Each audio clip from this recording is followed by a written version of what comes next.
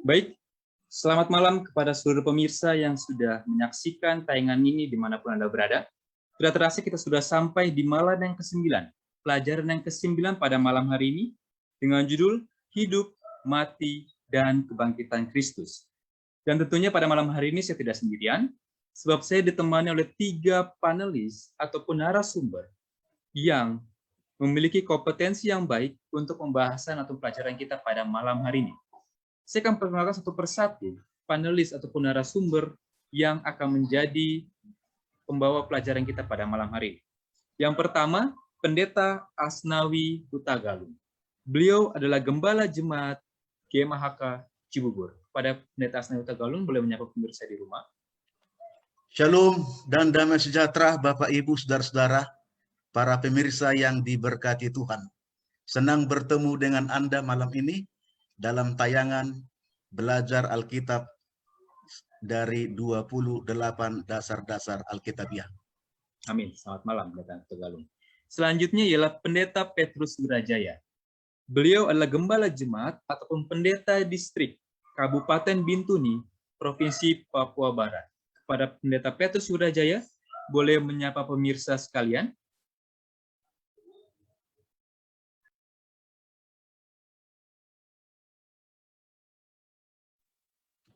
Shalom, selamat malam. Semoga lewat pelajaran di malam hari ini, kita semua akan diberkati. Terima kasih. Amin, terima kasih Pendeta. Semoga tetap sehat, meskipun kita jauh secara jarak. Selanjutnya, panelis yang ketiga, yaitu Pendeta Muda Surya Syanipar. Beliau adalah Asosiat Gembala GMHK Jatiwangi. Kepada Pendeta Muda Surya Syanipar, boleh menyapa pemirsa sekalian. Baik, selamat malam seluruh pemirsa yang ada dimanapun saudara-saudara berada. Terima kasih masih mengikuti pelajaran doktrin Alkitab Gereja Masehi Tafanan ke-7 sampai pada pelajaran pada malam hari ini. Terima kasih juga kepada seluruh panelis yang sudah membawa acara sampai pada malam hari ini. Semoga diberikan berkat-berkat yang berlimpah dari Tuhan. Terima kasih Saudara Kris. Baik, terima kasih para Pendeta Surya Syanipar. Kita akan memulai pelajaran kita atau pembahasan kita pada malam hari ini dengan doa. Kami mengundang Pendeta Petrus Wirajaya untuk boleh memimpin dalam doa.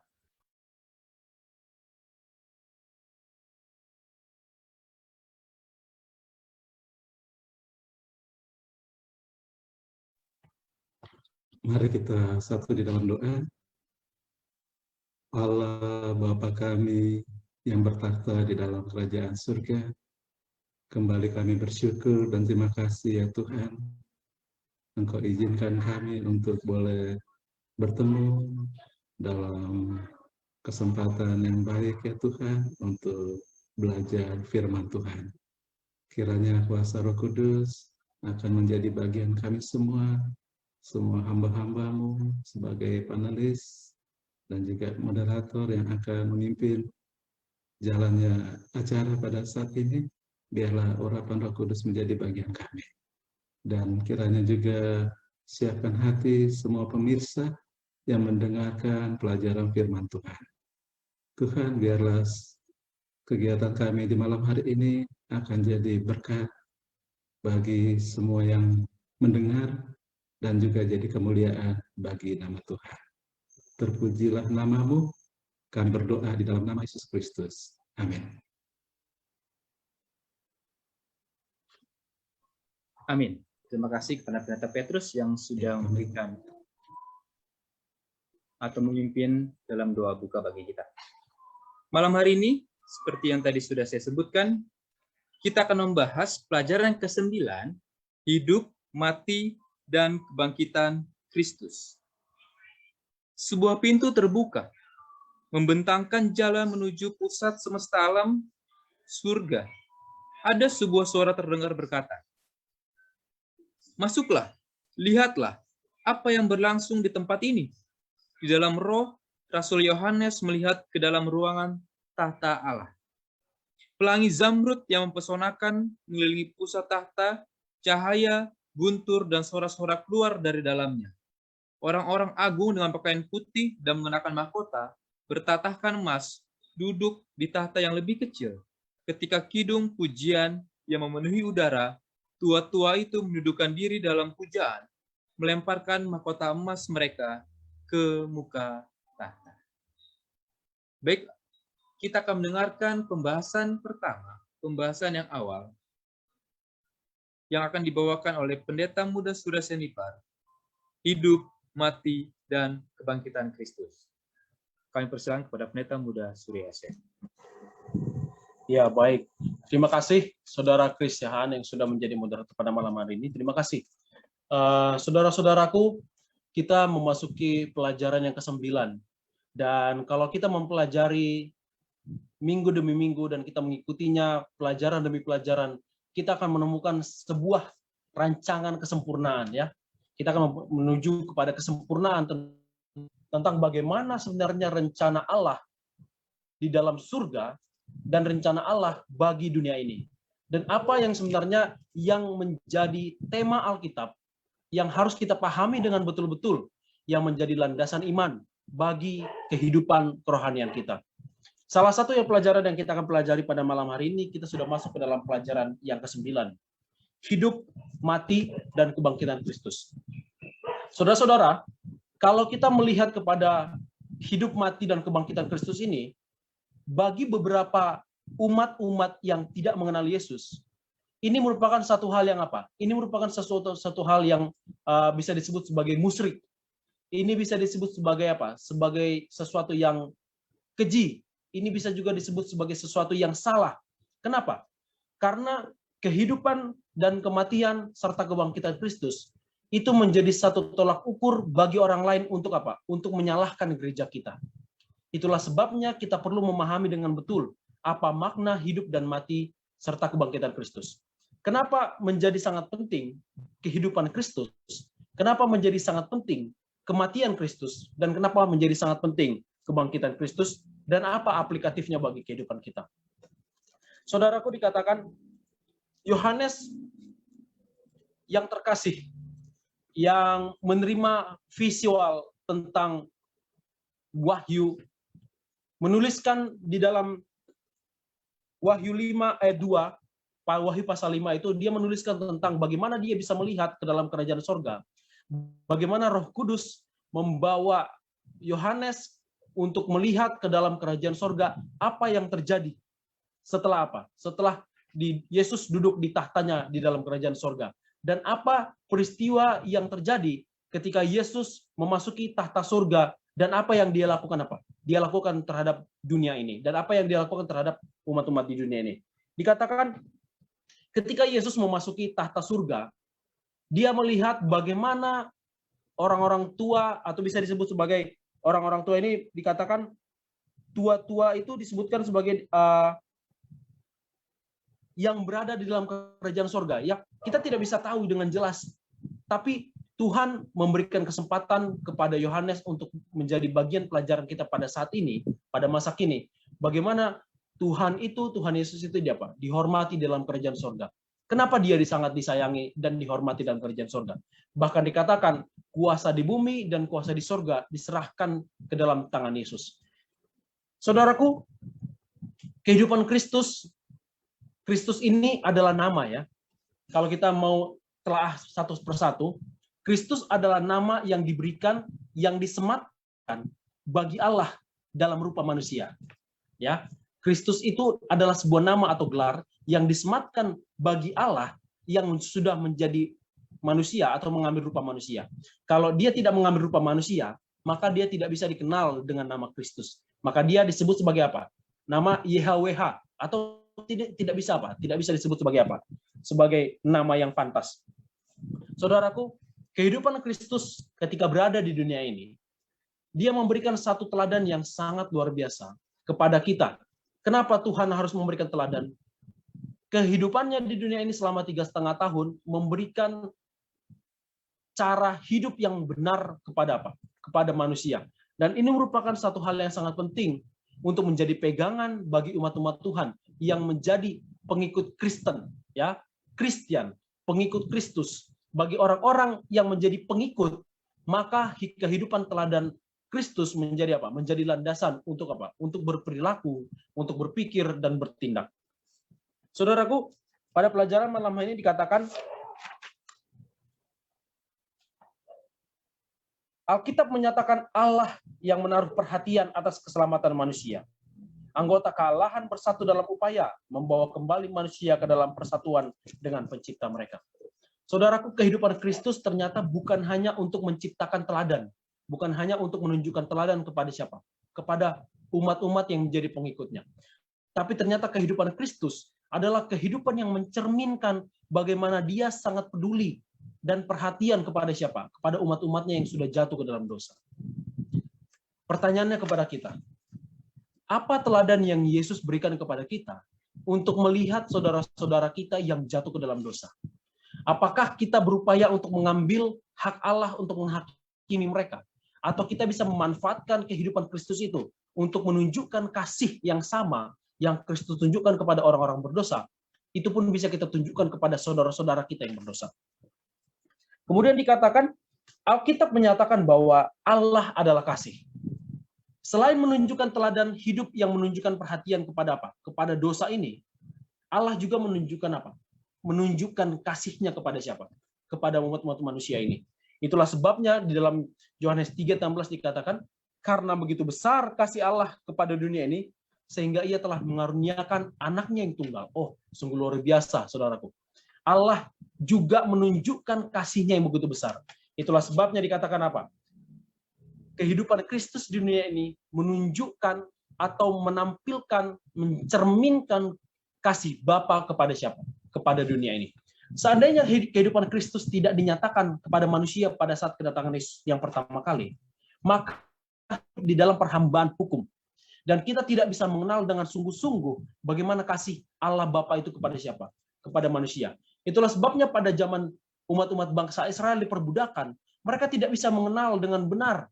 Mereka tidak bisa melihat dengan benar bagaimana Allah Bapa itu, bagaimana kasih itu ditunjukkan kepada umat-umatnya. Betapa banyak panggilan-panggilan kasih yang dipanggil Allah kepada umat-umatnya untuk meminta apa? Untuk meminta mereka bertobat dari segala dosa-dosa mereka. Kitab Yesaya mengatakan apa? Yesaya 45:22 mengatakan apa? Allah bermohon, ya, Allah bermohon supaya apa? Supaya umatnya meninggalkan dosa, supaya umatnya menjauhkan diri dari apa? Dari dosa. Bayangkan, saudaraku, bagaimana seorang Allah, bagaimana kalau kita menyadari diri kita adalah orang-orang ciptaan yang terbuat dari debu dan tanah, tentu kita harus memahami dengan sangat, bagaimana ya? Harus kita memahami dengan sangat haru dan sedih.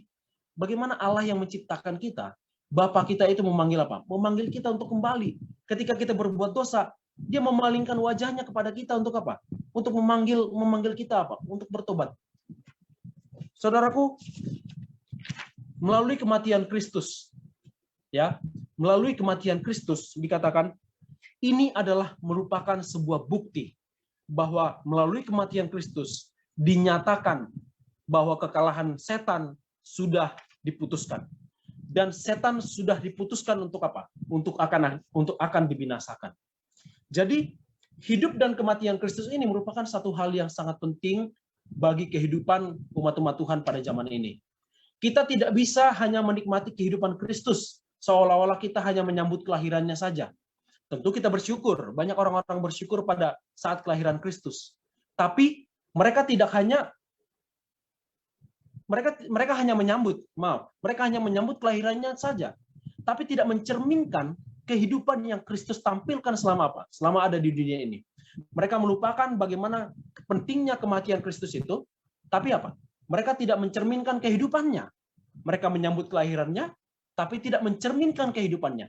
Mereka menyambut kematiannya, tapi menyalahgunakan nilai kematian itu dengan apa? Dengan menjadi hakim bagi siapa? Bagi saudara-saudara kita. Bagi saudara-saudaranya kita sesama manusia. Dan yang lebih penting lagi, hidup Kristus tidak ada artinya tanpa kematian. Dan kematian Kristus tidak ada artinya tanpa kebangkitan. Kenapa kebangkitan Kristus menjadi sangat penting bagi kita umat-umat Tuhan? Dengan adanya kebangkitan Kristus, maka nilai yang disebut sebagai upah dosa adalah maut bisa dijamin oleh Tuhan, kita tidak apa? Kita tidak akan mendapatkannya. Kecuali kita melepaskan kasih karunia yang sudah Kristus berikan kepada kita melalui kematiannya dan kebangkitannya, melalui kemenangannya atas maut dan dosa. Dengan kebangkitannya itu dia menjaminkan bahwa kita akan apa? Akan mendapatkan kehidupan yang kekal. Dan upah dosa adalah maut di dalam Roma 6 ayat 23. Bisa dikalahkan oleh siapa? Bisa dikalahkan oleh Kristus. Dan dengan Kristus mengalahkan maut ini dan mengalahkan dosa ini, dengan memikul dosa ini, maka kita akan apa? Kita akan mendapatkan pula jaminan kehidupan kekal. Apabila apa? Apabila kita menerima kasih karunia Allah melalui apa? Melalui kehidupan, kematian, dan kebangkitan Kristus. Dikatakan demikian dalam pelajaran kita pada malam hari ini. Anugerah dan keadilan, tabiat Allah menyatakan sebuah panduan anugerah dan keadilan secara unik. Dari hal kesudian mengampuni dan ketidaksudian melepaskan kesalahan. Jadi saudaraku, ternyata Allah itu adalah Allah yang adil. Di satu sisi, dia memberikan anugerah keselamatan. Tapi di satu sisi lain, dia juga memberikan keadilan.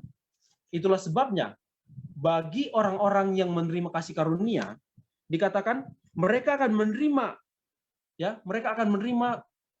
memasuki dunia yang baru, Yerusalem yang baru, dan mereka akan menerima kasih karunia yang disambut oleh apa? Oleh Yesus sendiri pada kedatangan yang kedua kali. Namun bagi mereka yang tetap hidup di dalam apa? Di dalam dosa, maka Allah pun apa? Allah pun memberikan keadilan kepada siapa? Kepada orang-orang yang berdosa. Sebab upah dosa adalah maut, maka kematian Kristus yang mengalahkan dosa dan kematian kebangkitan Kristus yang mengalahkan maut tidak menjadi apa? Tidak menjadi bagian kita di dalam apa? Di dalam menjadi orang-orang yang pengikut Kristus apabila kita tetap apa? Apabila kita tetap hidup di dalam dosa. Walaupun Allah dengan penuh kemurahan, Ia tidak dapat mengampuni orang yang tetap berpaut kepada dosa. Yeremia 5 ayat 7. Pengampunan itu mempunyai tujuan. Allah ingin mengubahkan orang-orang berdosa menjadi orang-orang saleh. Baiklah orang fasik meninggalkan jalannya dan orang jahat meninggalkan rancangannya. Baiklah ia kembali kepada Tuhan, maka Allah akan mengasihaninya. Dan kepada Allah kita, sebab ia memberi pengampunan dengan limpahnya. Saudaraku, betapa besar kasih Allah kepada dunia ini, betapa besar kasih Yesus ini kepada dunia ini. Dia rela menanggung dosa-dosa kita. Namun di satu sisi, dia rela juga memberikan kelimpahan kasih karunia kepada kita. Berapa banyak lagi panggilan yang harus Kristus beri kepada kita. Kita bisa melepaskan segala apa? Melepaskan dosa-dosa kita. Berapa banyak lagi kasih karunia yang Tuhan harus limpahkan kepada kita untuk kita bisa menggantungkan rasa percaya kita kepada apa? Kepada jaminan hidup kekal yang Tuhan berikan. Berapa banyak lagi dosa yang harus kita lakukan dalam kehidupan kita yang menyebabkan Kristus itu harus mati. Harafiah ya, simbol Kristus itu harus mati berkali-kali karena apa? Karena dosa kita. Dan apa yang harus menjadi sambutan kita sebagai manusia? Dikatakan demikian. Keterkaitan Allah dengan bangsa Israel mencapai puncaknya dalam pelayanan Yesus Kristus yang memberikan pandangan yang begitu jelas ke dalam kekayaan kasih karunia-Nya yang melimpah-limpah. Dan karunia ilahi itu, Yohanes berkata, dan kita telah melihat kemuliaannya, yaitu kemuliaan yang diberikan kepadanya sebagai anak tunggal Bapa, penuh kasih karunia dan kebenaran. Tetapi oleh Dia kamu berada dalam Kristus, tulis Rasul Paulus, yang oleh Allah telah menjadi hikmat bagi kita, yang membenarkan dan menguduskan dan menebus kita. Karena itu seperti ada tertulis, barang siapa yang bermegah, hendaklah ia bermegah di dalam Tuhan. Tidak ada satupun saudaraku yang bisa menjaminkan kehidupan kita untuk menerima kasih karunia itu. Selain kepada iman kepada Yesus dan percaya kepada kasih Yesus itu, kita tidak bisa membuat apapun untuk jaminan keselamatan kita. Selama kita masih mengandalkan apa yang bisa kita lakukan, kita mengandalkan, oh kalau saya sudah berbuat kasih, maka kebangkitan Kristus itu akan menjadi bagian saya. Kita lebih mengedepankan apa yang kita perbuat, bukan mengedepankan kasih Kristus itu, bukan mengedepankan kasih karunia Kristus itu yang menjadi dasar kita untuk apa? Untuk melakukan yang baik kepada saudara-saudara kita. Bahkan sambutan manusia terhadap uluran keselamatan yang diberikan Allah itu pun tidaklah berasal dari manusia, melainkan dari Allah. Jadi perlu kita pahami, ketika kita membuat diri kita berada di dalam apa? Di dalam rasa sambutan terhadap kasih karunia. Itu bukan berasal dari diri kita sendiri.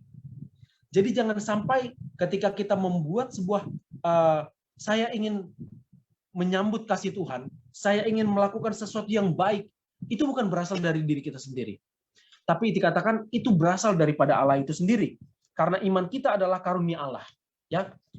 Jadi tidak ada pula iman itu iman manusia. Kita tidak bisa mengatakan bahwa kita beriman karena perbuatan saya. Tapi apa? Karena Tuhan melihat kita layak untuk mendapatkan iman Yesus, makanya kita apa? Makanya kita disebut sebagai apa? Sebagai pemilik iman Kristus. Dan kita pula apa? Kita pula yang mendapatkan kasih karunia itu dengan iman Yesus tersebut. Dikatakan sebagai yang terakhir, sebab kasih karunia kamu diselamatkan oleh iman. Itu bukan hasil usahamu, tapi pemberian Allah. Itu bukan hasil pekerjaanmu, sehingga jangan ada orang yang membanggakan diri. Saudaraku, kita akan mempelajari pada bagian-bagian yang lain melalui panel-panel kita pada malam hari ini. Dan itulah menjadi pelajaran bagian saya pada malam hari ini, bagaimana hidup, mati, dan kebangkitan Kristus menjadi sangat penting.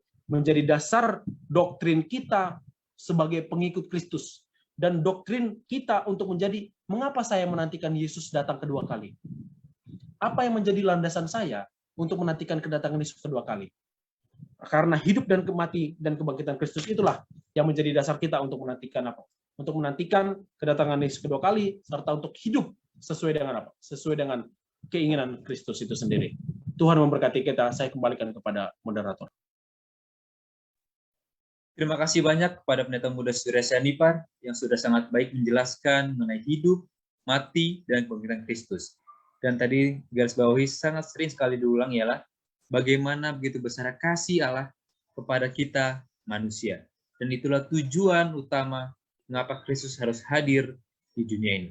Baik, sebelum dilanjutkan, saya ingin menyapa dulu para pemirsa yang sudah dengan senantiasa dan sangat baik bergabung dalam acara ini. Sehingga menyambut Ibu M. Siahaan, ada juga Ibu Dorin Suliter Sralahi, ada Ibu Entin Kartini, Ibu Meriski Sihaloho, ada juga Ibu Rumondang Siregar Siralahi. Baik, pada seluruh pemirsa, bila mana terdapat pertanyaan yang ingin ditanyakan, boleh menuliskannya di kolom komen di live Facebook KMHK JTU GLC.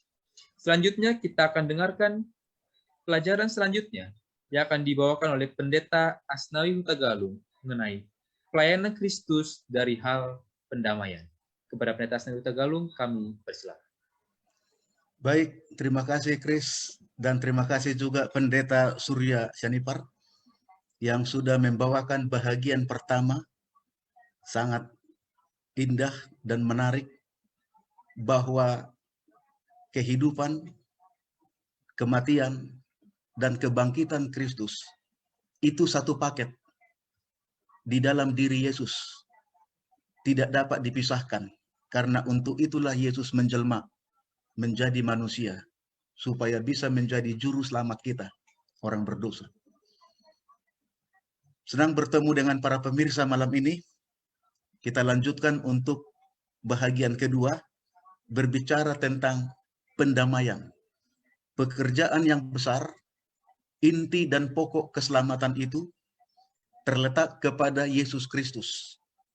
Dan pendamaian yang dilakukan oleh Yesus itu sendiri untuk menebus kita orang berdosa dan membayar kutuk dosa, hukuman daripada dosa itu, hukum Taurat, kepada Allah, karena dia adalah bahagian daripada Allah yang menjelma menjadi manusia.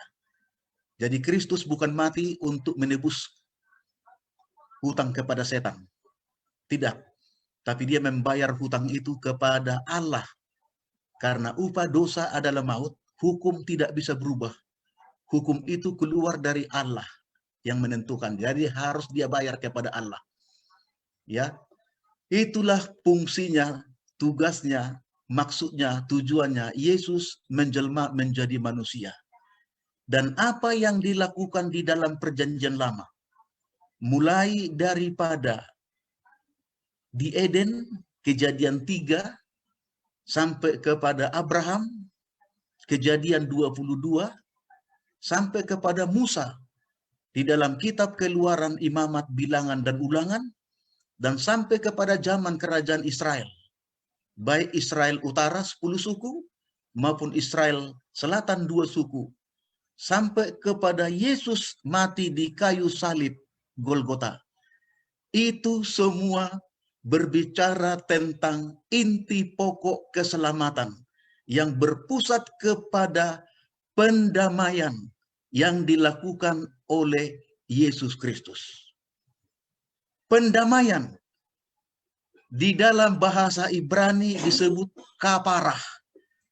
Kaparah itu berhubungan dengan kafar, yaitu korban yang menutupi dosa-dosa orang berdosa oleh pengakuannya kepada Allah mendapat pengampunan lewat pelayanan imam besar di bait suci, baik bait suci tabernakel yang dibangun oleh Musa di padang belantara, maupun bait suci Yerusalem yang megah dibangun oleh Raja Salomo. Sistem itu berlangsung.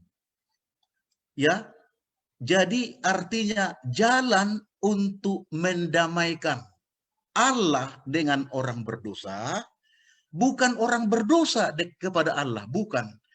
Allah dengan orang berdosa. Karena dosamulah yang memisahkan antara aku dan kamu. Kejahatan-kejahatanmu. Sehingga Allah tidak bisa lagi berhubungan dengan kita. Terjadi jurang pemisah yang dalam antara sorga dan bumi. Jadi Yesus datang untuk menjembatani itu di kayu salib.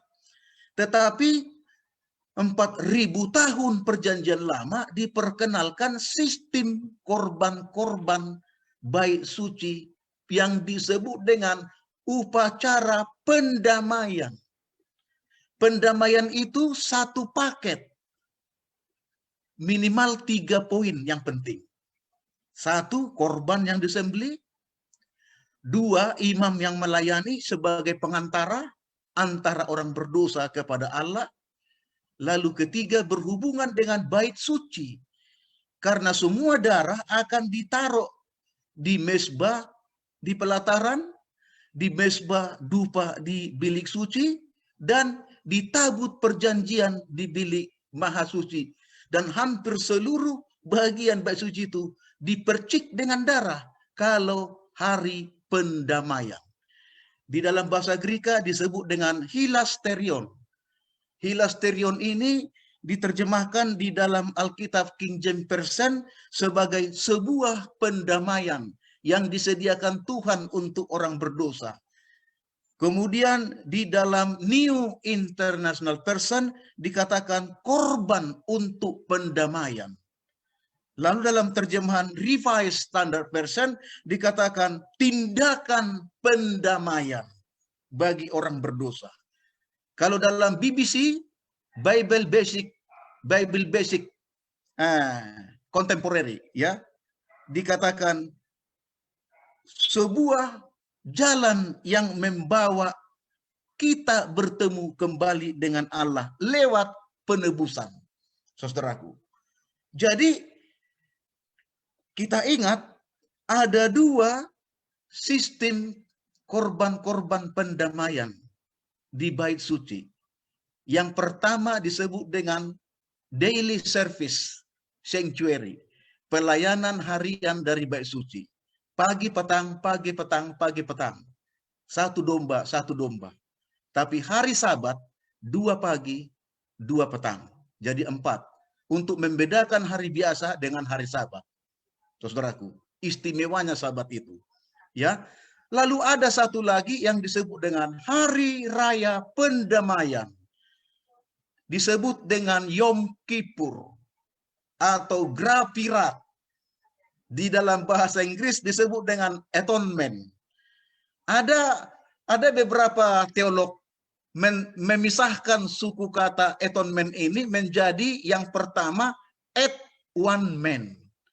At one man. Pada saat ketika itu digenapi oleh seseorang.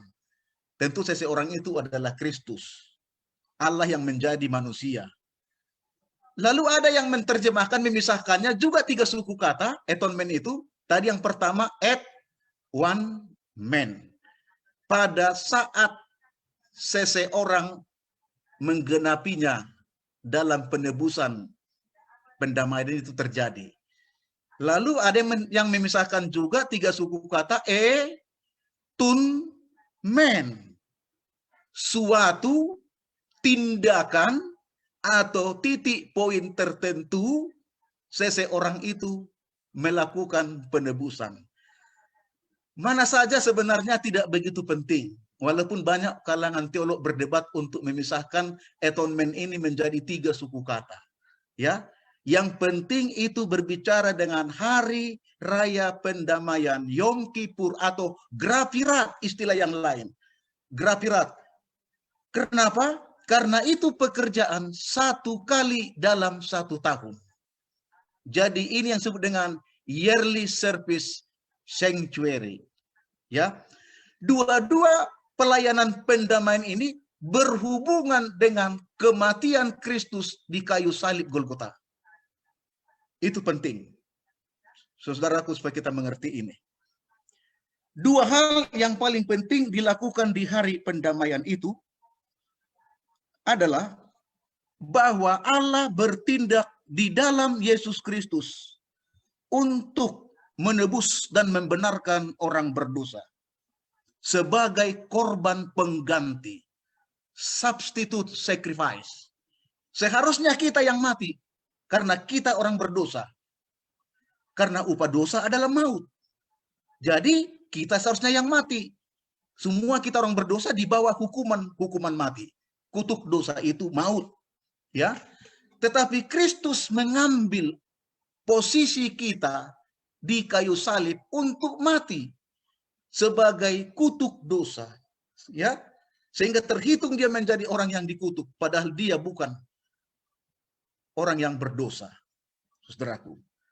Lalu yang kedua, pendamaian itu adalah pemberian kasih karunia Allah kepada manusia untuk mendapatkan, memperoleh keselamatan, hidup yang kekal. Jadi keselamatan itu anugerah Tuhan, pemberian Tuhan, bukan usaha kita. Tadi sudah dijelaskan, kenapa anugerah Tuhan? Karena kasih Tuhan dan pengorbanannya sangat besar untuk kita. Dia yang menciptakan kita, dia tebus kita, karena sudah jatuh. Lalu iman. Iman timbul dari pendengaran firman Tuhan. Firman Tuhan dikaruniakan kepada kita. Iman juga yang muncul dalam hidup kita itu dikaruniakan Tuhan untuk beriman. Pertobatan juga dalam kehidupan kita supaya menerima Yesus sebagai Tuhan dan Juru Selamat. Juga pekerjaan Roh Kudus. Roh Kudus itu bagian dari keallahan. Oknum ketiga pribadi. Artinya apa? Semuanya adalah inisiatif Allah, pekerjaan Allah, usaha Allah untuk menyelamatkan manusia. Nggak ada sedikit pun usaha manusia. Baik melalui perbuatan baik maupun beramal soleh maupun dengan menurut hukum. Makanya keselamatan itu kasih karunia Allah saja. Inilah yang digambarkan di pelayanan bait suci. Apakah itu korban bakaran, apakah itu korban sajian, apakah itu korban penebus salah, apakah itu korban pengampunan dosa, apakah itu korban untuk yang lain-lain.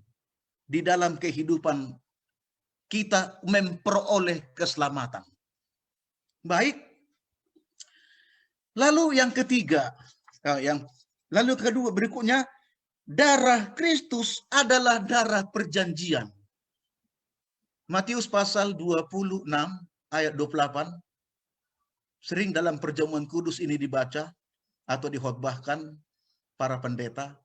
Inilah darahku, darah perjanjian yang dimeteraikan bagi kamu demi keselamatan dan pengampunan dosa.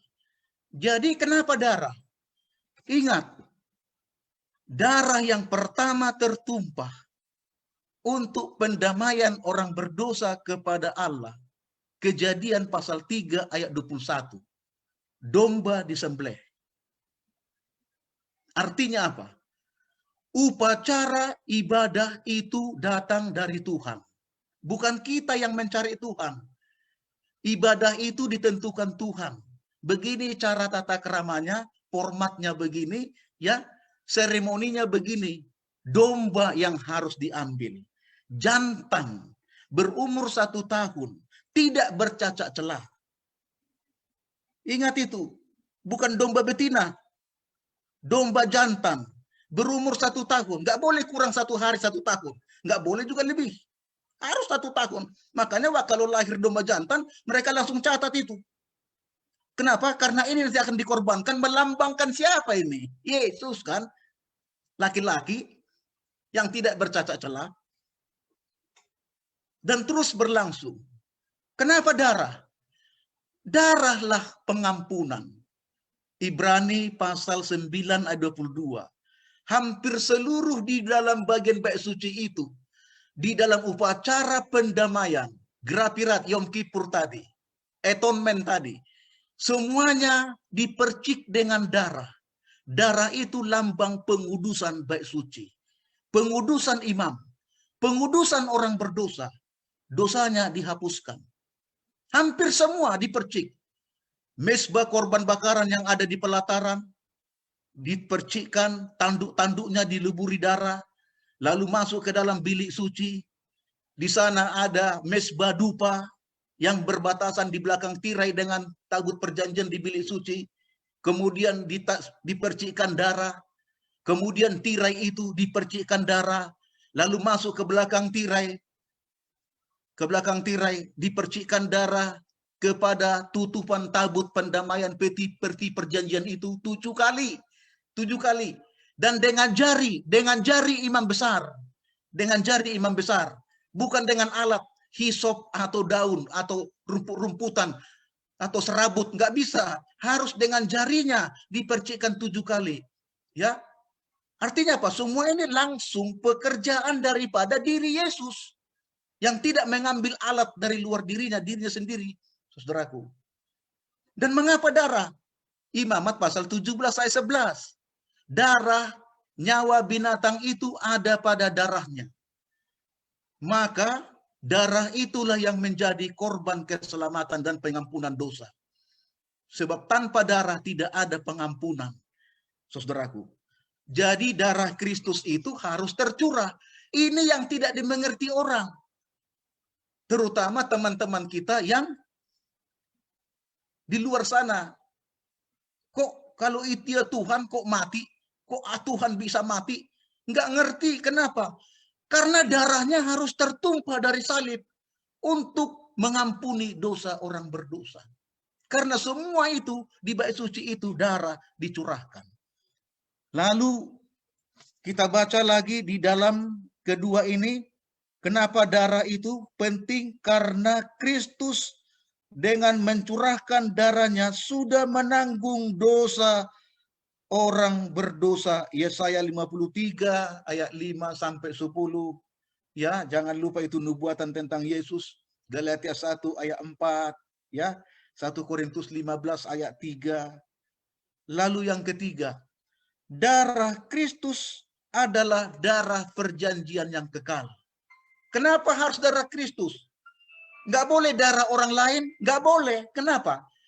Karena Kristus tidak berdosa dan tidak pernah berbuat dosa. Harus manusia yang sempurna, yang tidak berdosa, yang bisa menyelamatkan orang berdosa. Sesama orang berdosa nggak bisa menyelamatkan orang berdosa. Lalu kenapa Tuhan menjadi manusia? Itulah fungsinya.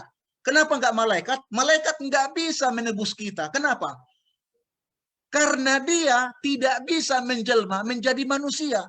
Yang bisa menjelma menjadi manusia hanya Allah. Makanya Allah menjelma manusia.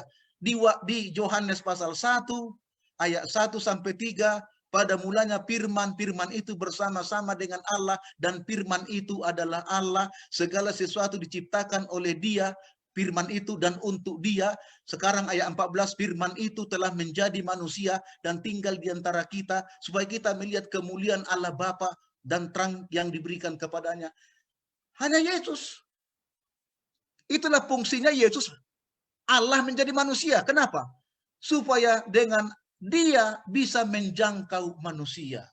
Dan supaya Dia bisa mati di kayu salib karena Dia tidak berdosa. Karena hanya orang yang tidak berdosa yang bisa menyelamatkan orang berdosa. Sementara di dunia ini semua orang berdosa. Kenapa?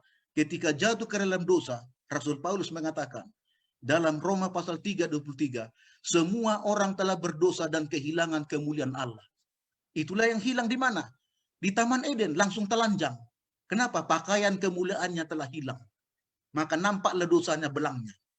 Nah, untuk menutupi itu dipakai daun ara sebagai cawat-cawat. Ya, pakaian bikini nggak bisa menutupi ketelanjangannya. Kenapa? Pakaian bikini masih kelihatan bahagian tubuhnya yang telanjang. Maka dipakaikan jubah Kristus. Makanya ketika kita ditebus, menerima Yesus sebagai Tuhan dan Juru Selamat, kita dipakaikan jubah kebenaran Kristus untuk menutupi semua keberdosaan kita. Sehingga di hadapan Tuhan, kita seolah-olah tidak berdosa dan tidak pernah berbuat dosa. Kenapa? Karena sudah ditutupi dengan kebenaran, jubah kebenaran Kristus. Penebusan hanya Yesus yang lakukan.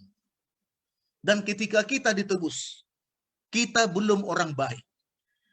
Kita belum orang percaya. Baca Roma pasal 3 ayat 8 sampai 12 bahwa semua orang telah berdosa, tidak satu pun yang benar, tidak satu pun yang berbuat baik, tidak satu pun yang mencari Tuhan, tidak satu pun yang berakal budi, ya. Lalu Roma 5 ayat 6. Waktu Yesus mati, kita masih orang berdosa, jahat di pemandangan Tuhan. Belum orang baik kita. Coba. Belum jadi orang Kristen kita, belum terima Yesus kita waktu Yesus mati. Lalu ayat 8, ketika Yesus mati, kita masih bermusuhan. Bermusuhan dengan Tuhan. Kenapa bermusuhan? Karena dosa. Karena dosa. Tetapi ayat 10, Kristus sudah menebus kita dan membenarkan kita, mengampuni dosa-dosa kita. Dipakaikan jubah kebenarannya, maka kita layak bagi Tuhan. Itulah sebabnya di 1 Korintus pasal 5 ayat 19, Rasul Paulus sangat jelas menegaskan, Allah mendamaikan dunia ini dengan dirinya. Jadi Allah, siapa Allah itu? Mendamaikan dunia ini dengan dirinya. Jadi Allah dirinya. Ya, orang pertama, orang ketiga digunakan di sana, tapi tentang Allah. Allah yang dimaksud di sini adalah Allah dalam pribadi oknum ketiga itu. Ya, melalui siapa? Melalui Yesus Kristus yang adalah Allah menjadi manusia. Dan Tuhan tidak lagi, ini yang paling penting, lagi kedua, dan Tuhan tidak memperhitungkan lagi kejahatan dan dosa-dosa mereka. Jadi luar biasa apa yang dilakukan Kristus untuk kita. Jadi kehidupan, kematian, dan kebangkitan Kristus itu satu paket dalam rencana keselamatan. Salib adalah titik peralihan dari perjanjian lama kepada perjanjian baru. Titik peralihan yang mengikat nubuatan perjanjian lama kepada nubuat kegenapannya di dalam perjanjian baru. Salib menjadi titik kulminasi dari semua apa yang dilakukan pekerjaan rencana keselamatan lewat pendamaian di bait suci oleh imam besar kepada Kristus yang mati di kayu salib. Lalu Yesus sekarang menjadi imam besar kita di bilik yang maha suci sorgawi. Kenapa? Dan menurut garis Melkisedek. Jadi jangan lupa tadi bahwa pendamaian itu satu paket ada 3 poin. Ya, satu korban sembelihan itu Yesus mati di kayu salib. Itulah grafirat. Lalu dia imam besar yang melayani, menghubungkan pengantara kita dengan Allah Bapa sekarang di bilik maha suci. Lalu saudaraku, bait suci yang di dunia ini, sekarang Yesus sudah ada di bait suci yang ada di sorga. Karena di dunia ini sudah nggak ada, maka Yesus bekerja di bilik suci, yaitu yang tidak buatan manusia tapi tangan Tuhan. Lihatlah anak domba Allah yang menghapus dosa dunia. Yohanes 1:29 sangat jelas. Inilah poin penting dari pekerjaan pendamaian yang dilakukan Kristus untuk orang berdosa, sehingga kita kembali harmonis, terhubung kembali dengan baik, erat dan intim dengan Bapa. Kenapa? Karena selama ini dosalah yang memisahkan kita. Kita sekarang berseteru dengan Bapa. Yesus melakukan rekonsiliasi. Kalau pendamaian berarti rekonsiliasi antara satu dengan yang satu, yaitu antara orang berdosa dengan Allah. Yesuslah yang melakukan pekerjaan itu untuk kita. Tuhan Yesus memberkati. Baik, terima kasih kepada Pendeta Sendika Galung yang sudah sangat jelas sekali ya. Sudah sangat, bahkan tadi sudah dari beberapa saduran ataupun kutipan dari berbagai versi Alkitab kita. Baik, saya juga ingin menyambut kembali kepada Saudara Hensiaan, Saudari Laksmi Juli, ada Saudari Selvi Kumontoy, ada Saudari Ellen Wirajaya, ada juga Saudari Siaan Laura, ada juga dari Ibu Sofi Silahi, ada juga dari Bapak Jeffrey Edson Zakaria Sinaga. Baik, kembali kami ingatkan, bila mana pemirsa memiliki pertanyaan yang ingin kita bahas pada saat ini, boleh menuliskan pada kolom komen. Selanjutnya kita akan serahkan waktu ini kepada Pendeta Petrus Wirajaya yang akan membahas mengenai kehidupan Kristus dan keselamatan. Kami persilakan. Sekali lagi Shalom, selamat malam. Salam sejahtera untuk semua pemirsa di mana saja berada. Terima kasih untuk teman-teman panelis yang telah membawakan materi yang dapat menguatkan iman percaya kita semuanya. Jadi sekali lagi saya ucapkan terima kasih kepada hamba Tuhan, Pendeta Asnawi Huta Galung, Pendeta Surya Sianipar yang telah membawakan materi yang dapat menguatkan iman kita di malam hari ini. Di dalam pelajaran yang saya akan bawakan, kehidupan Kristus dan keselamatan. Kehidupan Kristus dan keselamatan, pelajaran ini diawali dengan ayat firman Tuhan dalam buku Roma 5 ayat yang ke-10. Roma 5 ayat yang ke-10, sebab jikalau kita ketika kita masih seteru diperdamaikan dengan Allah oleh kematian anaknya, lebih-lebih kita yang sekarang telah diperdamaikan pasti akan diselamatkan oleh hidupnya. Jadi kita bersyukur dengan kematian Yesus dan kehidupan Yesus merupakan jembatan di antara jurang pemisah yang dapat menyelamatkan kita dari dosa. Jadi saudara-saudari yang kekasih dalam Tuhan, kita melihat bahwa kehidupan Tuhan Yesus itu begitu penting untuk kita sebagai manusia, untuk kita sebagai umatnya. Kehidupan Yesus itu sangat sempurna, murni, kudus, penuh kasih sayang. Dan juga Tuhan Yesus dalam setiap aktivitas kehidupannya selalu bergantung kepada Allah Bapa yang di surga.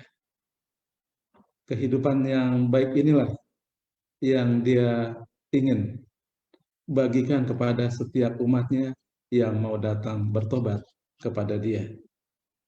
Dan Ia ingin kenakan tabiatnya tersebut, ya, yang digambarkan dengan jubah kebenaran untuk kita semua sebagai umat-umat Tuhan yang boleh datang bertobat. Di dalam Matius 22 ayat yang ke-11. Dalam buku Matius 22 ayat yang ke-11, di sana digambarkan ada jubah kebenaran. Kebenaran atau jubah kebenaran ini adalah juga gambaran dari tabiat Yesus yang Ia ingin kenakan kepada kita. Jadi saudara-saudari yang kekasih dalam Tuhan, di dalam buku Yesaya 64 ayat yang ke-6.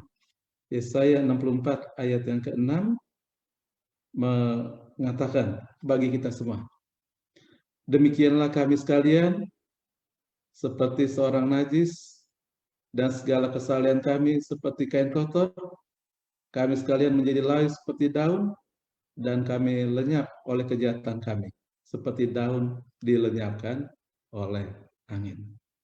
Jadi saudara-saudari yang kasih dalam Tuhan, kita perlu kenakan jubah yang Tuhan Yesus tawarkan.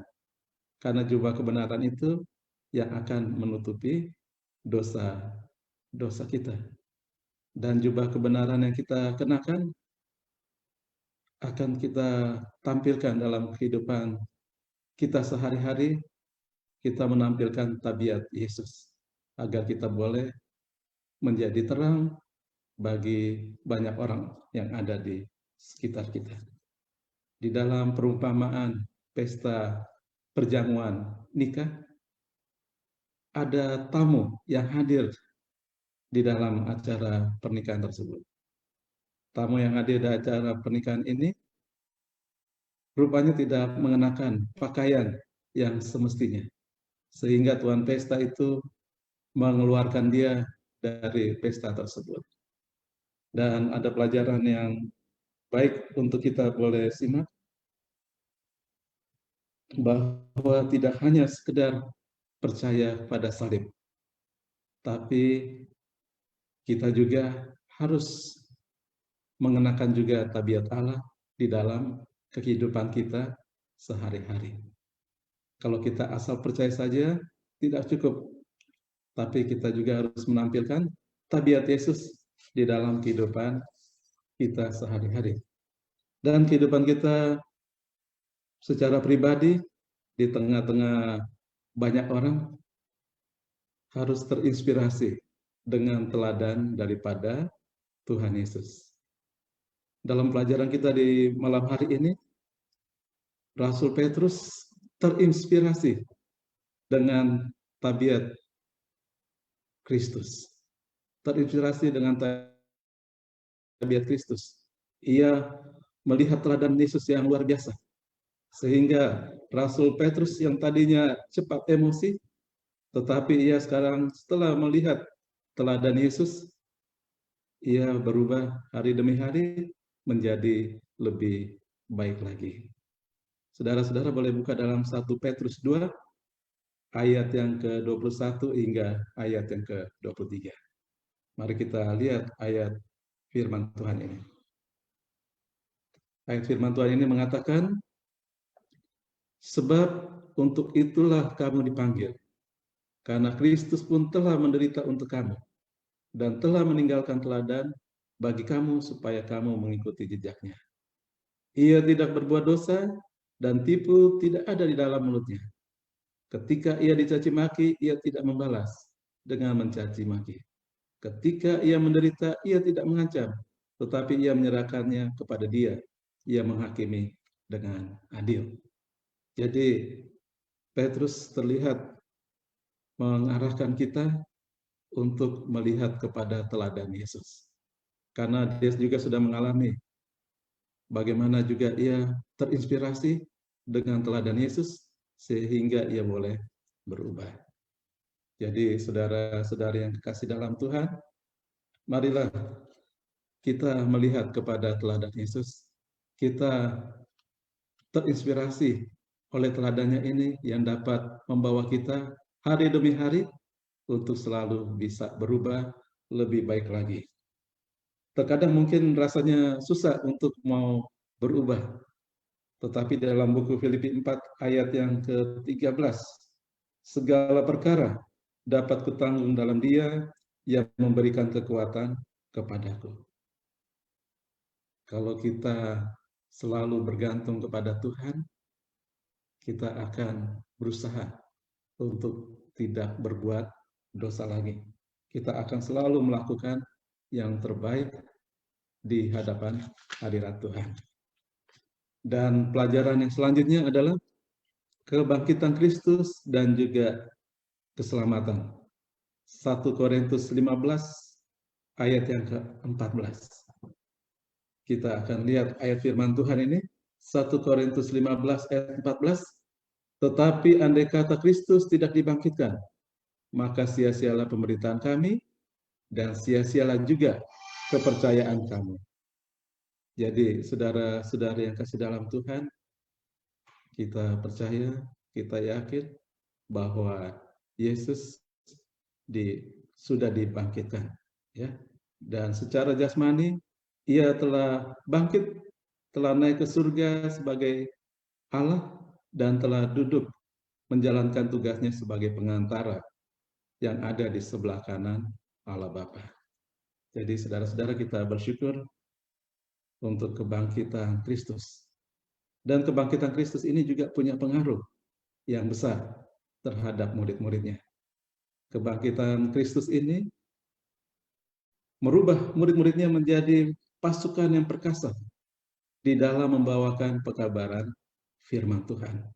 Mereka menceritakan apa yang mereka saksikan, dengarkan, bagaimana Tuhan Yesus yang disalib itu telah bangkit, telah menang, dan telah mengalahkan kuasa si jahat ataupun juga kuasa kegelapan dan juga kuasa maut.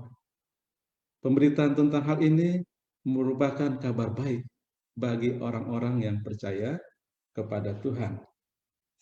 Memang banyak orang yang tidak percaya kepada Tuhan, ya. Banyak yang tidak percaya kepada kebangkitan Yesus. Tetapi bagi saudara dan saya, kita percaya bahwa Yesus telah bangkit. Seorang penulis yang bernama Wilbur M. Smith, kebangkitan Kristus adalah benteng utama iman Kristen. Ini adalah doktrin yang mengguncang dunia pada abad pertama. 1 Korintus 15 ayat 17 mengatakan, jika Yesus tidak dibangkitkan, maka sia-sialah kepercayaan kamu. Jadi pekerjaan Kristus berakar pada kematian dan juga kebangkitannya. Ia telah sukses menjalankan misinya untuk menyelamatkan umat manusia. Menyelamatkan umat manusia dari dosa. Dan setiap umat manusia yang percaya kepadanya akan mendapatkan hidup yang kekal. Walaupun ia sudah mati, ia akan dibangkitkan.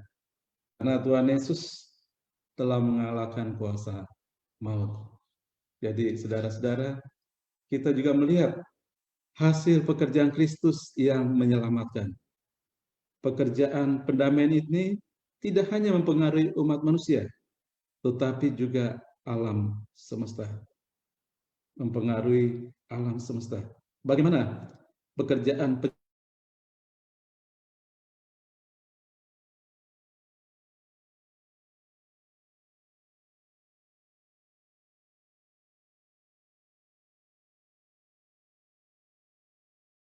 penyelamatan bisa mempengaruhi alam semesta? Mari kita lihat dalam buku Filipi 2, ayat Filipi 2, ayat yang ke-10, dan supaya dalam nama Yesus di bawah bumi, dan segala lidah mengaku Yesus Kristus adalah Tuhan bagi kemuliaan Bapa. Jadi pengaruhnya luar biasa terhadap alam semesta ciptaan Tuhan. Dan juga hasil pekerjaan Kristus yang menyelamatkan juga mempertahankan hukum Tuhan. Mengangkat hukum Tuhan lebih tinggi, ya.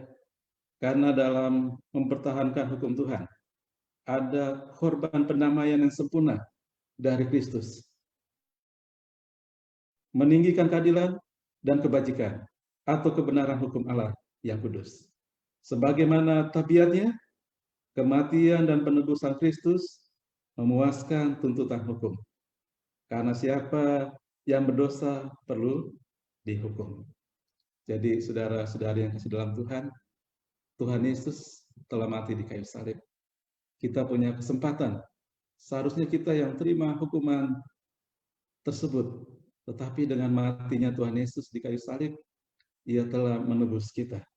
Sehingga saudara dan saya bisa mempunyai kesempatan untuk bertobat. Itu semua karena anugerah dan rahmat yang Tuhan sediakan bagi kita. dan dalam proses pekerjaan Kristus dalam menyelamatkan, ada pembenaran. Pendamaian menjadi efektif hanya apabila penyempurnaan diterima. Seorang anak yang hilang itu diperdamaikan dengan ayahnya apabila ia mau menerima kasih ayahnya dan keampunan dari seorang ayah. Barang siapa yang menerima dengan iman bahwa Allah mendamaikan dunia kepada dirinya dalam Kristus dan tunduk kepadanya, akan menerima dari Tuhan pemberian yang sangat berharga dengan pembenaran yang segera menjadi buah damai dengan Allah. Kita tidak jadi sasaran murka Allah karena kita sudah dibenarkan. Dan Allah berkenan kepada hidup saudara dan saya. Karena kita sudah datang bertobat kepada Tuhan dan mau mengenakan jubah kebenaran tersebut, dan Allah sekali lagi berkenan kepada kehidupan kita apabila kita mau mengikuti langkah-langkah yang kita sudah pelajari pada saat ini. Saudara-saudari yang kasih dalam Tuhan Yesus, para pemirsa yang ada, dikatakan dalam pelajaran ini, sia-sia kalau kita berusaha untuk mengejar keselamatan dengan perbuatan kita. Kenapa sia-sia? Kita berusaha untuk melakukan yang terbaik untuk mendapatkan keselamatan, karena pelayanan yang dilakukan Allah sehubungan dengan pendamaian menunjukkan betapa sia-sianya usaha manusia untuk memperoleh keselamatan melalui perbuatan menurut hukum. Sebagai manusia, sebagai umat Tuhan, lebih baik kita berharap pada anugerah ilahi yang akan menuntun kepada penerimaan kebenaran tentang pembenaran yang dimungkinkan melalui iman dalam Kristus. Sehubungan dengan itu juga, ketika kita mengikuti pelajaran baik di malam hari ini, apabila kita mempunyai hubungan yang baru dengan Allah. Hubungan yang baru dengan Allah akan membuat kita menaikkan rasa syukur, menaikkan pujian dan kegembiraan di dalam kehidupan kita. Kita menurut kepada Tuhan karena kita merasakan sukacita. Kita belajar firman Tuhan karena kita merasa senang dengan pekabaran firman Tuhan tersebut. Sehingga pikiran menjadi tempat tinggal yang baik bagi Roh Kudus. Penurutan seperti itu bukan berdasarkan ketakutan, tapi karena kita mengasihi Tuhan Yesus. Jadi saudara-saudari yang dikasih dalam Tuhan, para permisa di mana saja, demikian pelajaran firman Tuhan yang boleh saya sampaikan. Semoga jadi berkat. Saya bawa dalam nama Yesus. Amin. Amin. Terima kasih kepada Pendeta Pet Suraja yang sudah memberikan pelajaran begitu baik, dan khususnya pada aplikasi ya, aplikasi kehidupan kita sebagai umat-umat Kristen yang sudah ditebus oleh Yesus Kristus. Baik, sampai saat ini terdapat kurang lebih 3 pertanyaan, namun untuk pertanyaan nomor 1 dan nomor 2 mungkin akan saya gabungkan oleh karena berhubungan. Ini dari Japri, pertanyaan seperti ini. Salah satu hasil dari pekerjaan Kristus adalah menunjukkan betapa sia-sianya mengejar keselamatan melalui perbuatan menurut hukum. Bagaimanakah orang yang hidup sebelum Kristus bisa diselamatkan? Diberikan contoh ialah seperti Henokh, Musa, dan Elia. Kita mengetahui ketika tokoh ini dikatakan sudah naik ke surga sebelum masa Kristus datang untuk yang pertama kali. Kemudian dilanjutkan, apakah perbedaan keselamatan yang diterima oleh Henokh, Musa, dan Elia dengan orang-orang kudus yang diangkat saat kebangkitan Yesus? Itulah pertanyaan bagi kita pada saat ini. Akan saya serahkan langsung kepada Pendeta Asnawi Hutagalung. Kami persilakan. Baik, terima kasih Chris. Terima kasih pertanyaan yang begitu baik. Jadi jelas ya, begitu sia-sianya kita untuk mencari, memperoleh, mendapatkan keselamatan dengan usaha kita.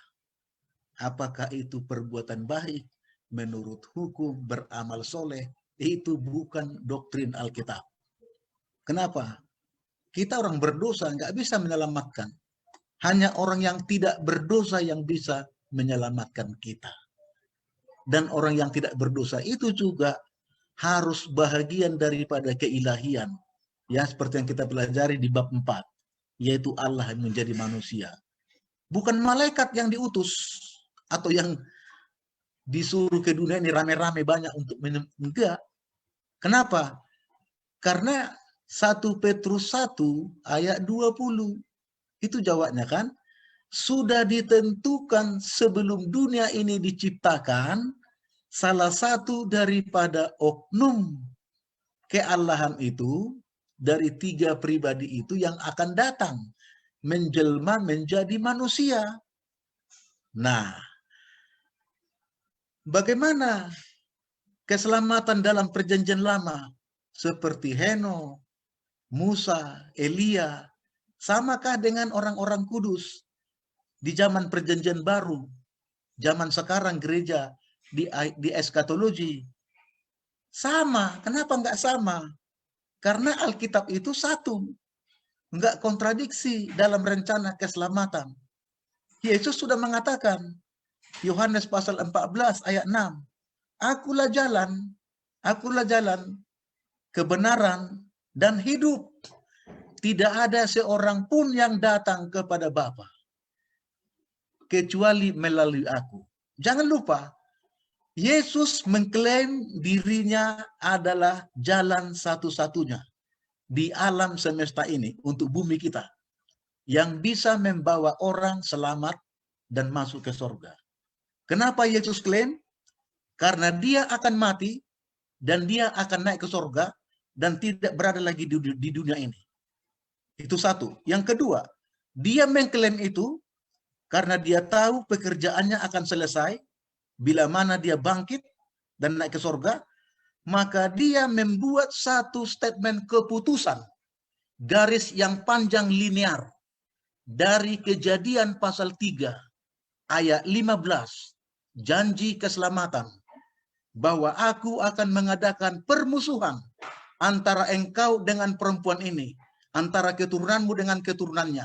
Keturunanmu akan meremukkan kepalamu, keturunannya akan... Itu adalah Yesus.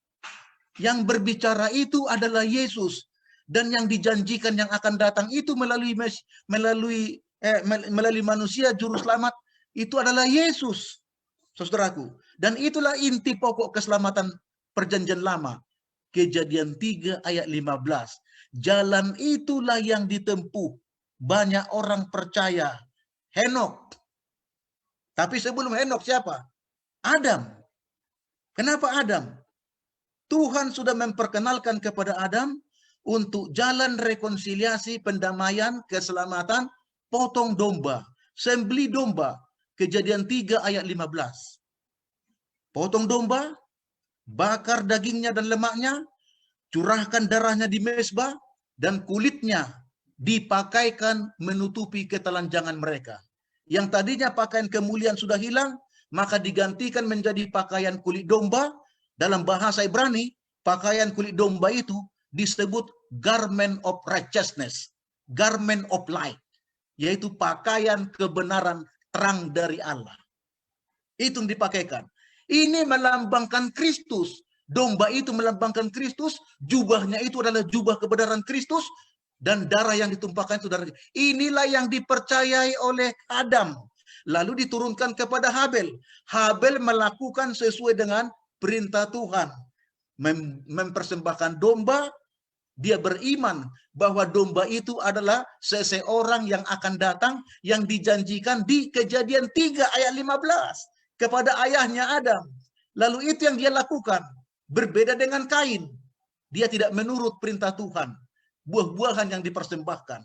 Bukan domba, jantan, dan tidak ada darahnya yang tercurah. Lalu Abraham, Kejadian pasal 22:8. Ya, Ishak bertanya, "Bapak, kita mau mempersembahkan korban." Iya. Sudah ada kayu, sudah ada apinya, mana anak domba yang mau kita persembahkan? Abraham menjawab, "Bapak, Allah yang menyediakan korban untuknya anakku." Dan siapa maksudnya? Yesus sendirilah nanti korban itu untuk Allah Bapa yang akan menggenapi Kejadian pasal 3 ayat 15. Lalu di zaman Musa, tentu Elia juga termasuk.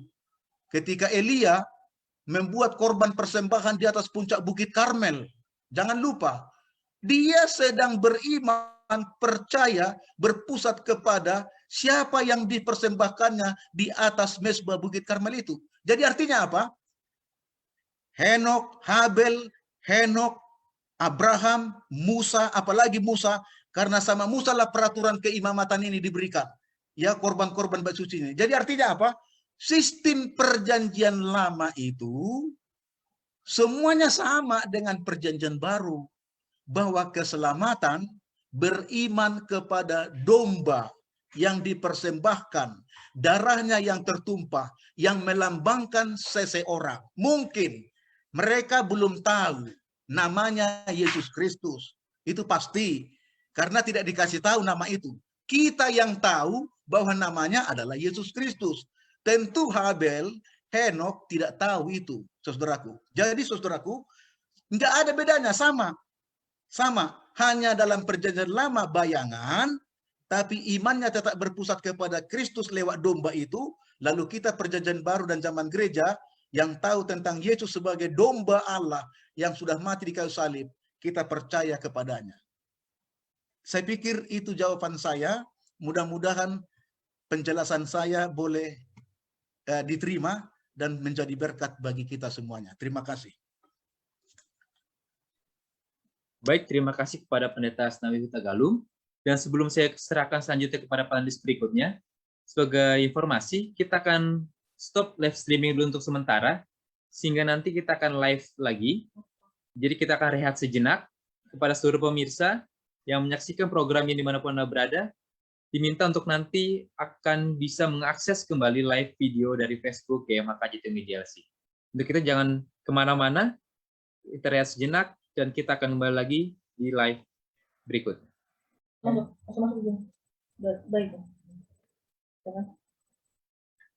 Baik, kita kembali lagi di live Facebook kita di bab 9, Hidup, Mati, dan Kebangkitan Kristus. Baik, kita masih akan membahas pertanyaan yang tadi yang sebelumnya. Apakah perbedaan keselamatan yang diterima Henok, Musa, dan Elia dengan orang-orang kudus yang diangkat saat kebangkitan Yesus? Yang berikutnya ialah, apakah yang dapat diperbuat? Kemudian, apakah salah satu hasil dari perjanjian Kristus adalah menunjukkan betapa sia-sianya mengejar keselamatan melalui perbuatan menurut hukum? Bagaimanakah orang yang hidup sebelum Kristus bisa diselamatkan? Sebagai contoh, Henok, Musa, dan Elia. Tadi Pendeta Asnawi Huta Galung sudah memberikan penjelasan yang sangat lengkap. Dan selanjutnya kita minta kepada Pendeta Petrus Wirajaya untuk apakah ada tambahan sehubungan dengan pertanyaan apa perbedaannya antara keselamatan sebelum Kristus dengan ketika Kristus datang pertama kali dengan orang-orang kudus di perjanjian baru. Kami persilakan.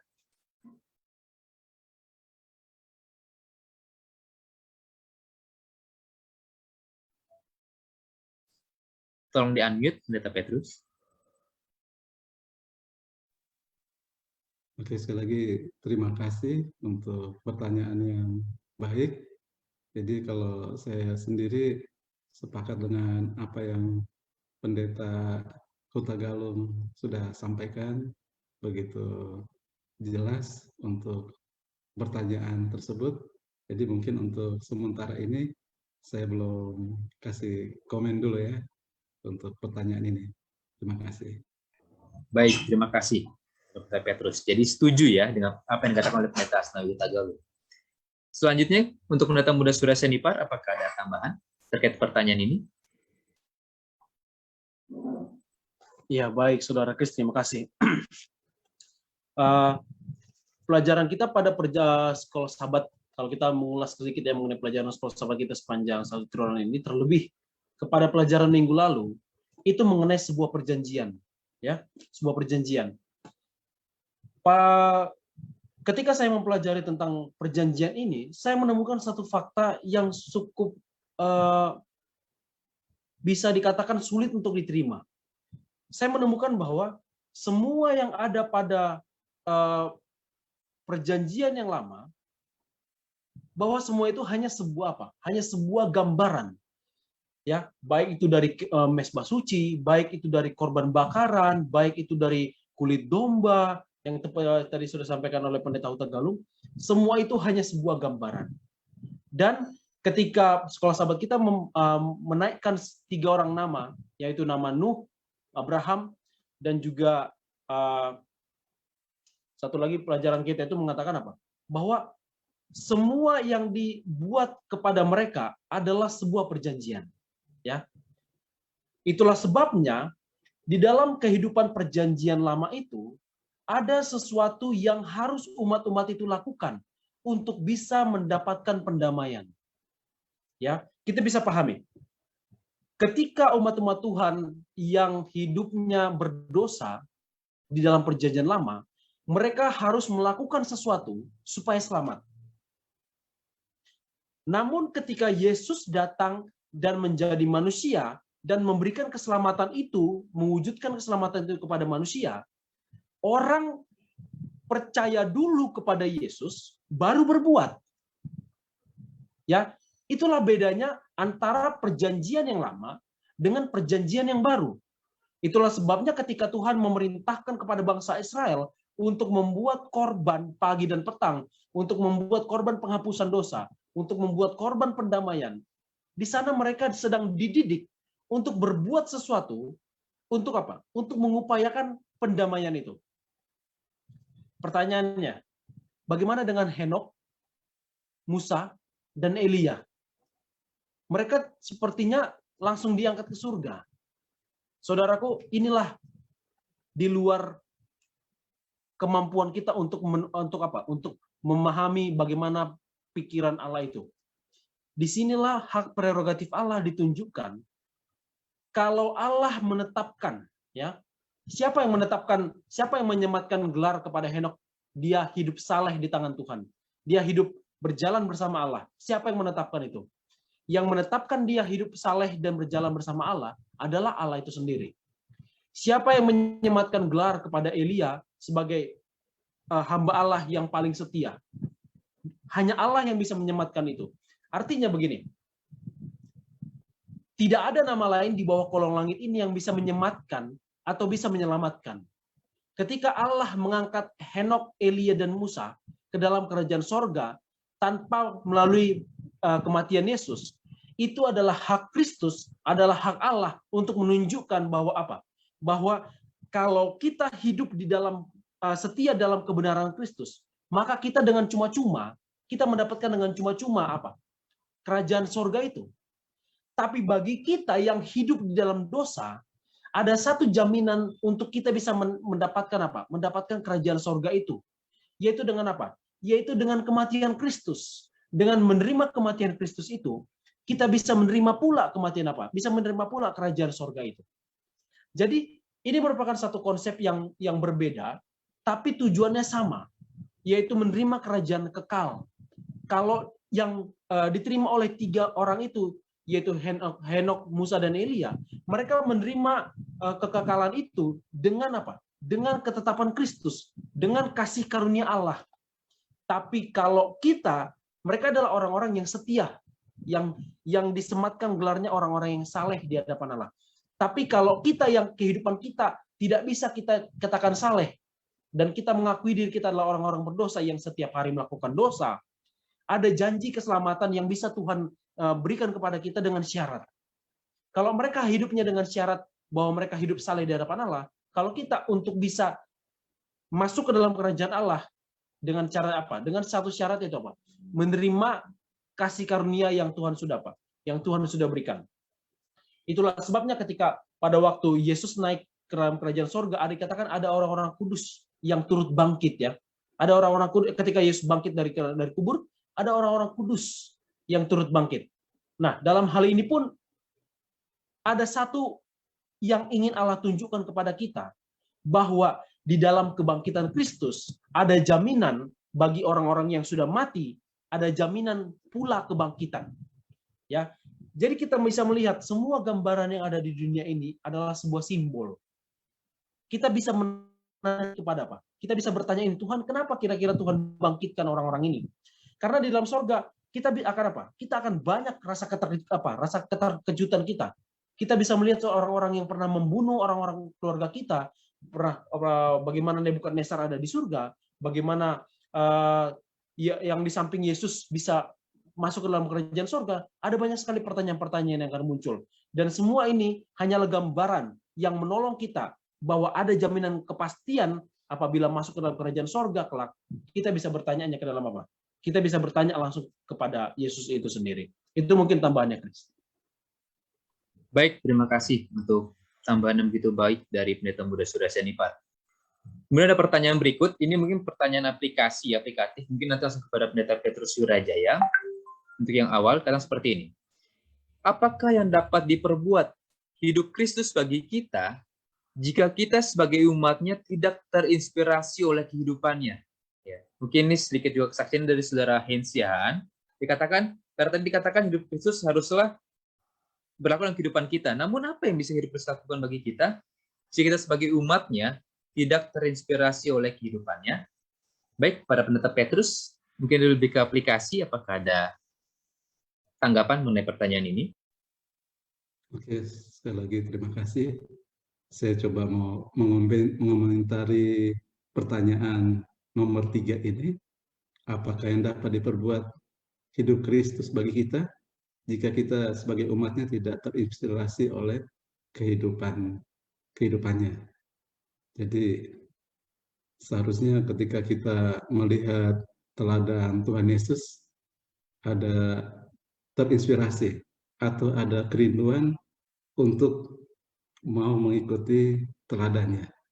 Ya.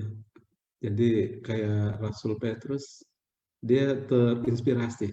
Ya, Rasul Petrus terinspirasi karena waktu itu dia bersama dengan Tuhan Yesus hidup sebagai murid-murid, dan walaupun dia pernah jatuh, ya sempat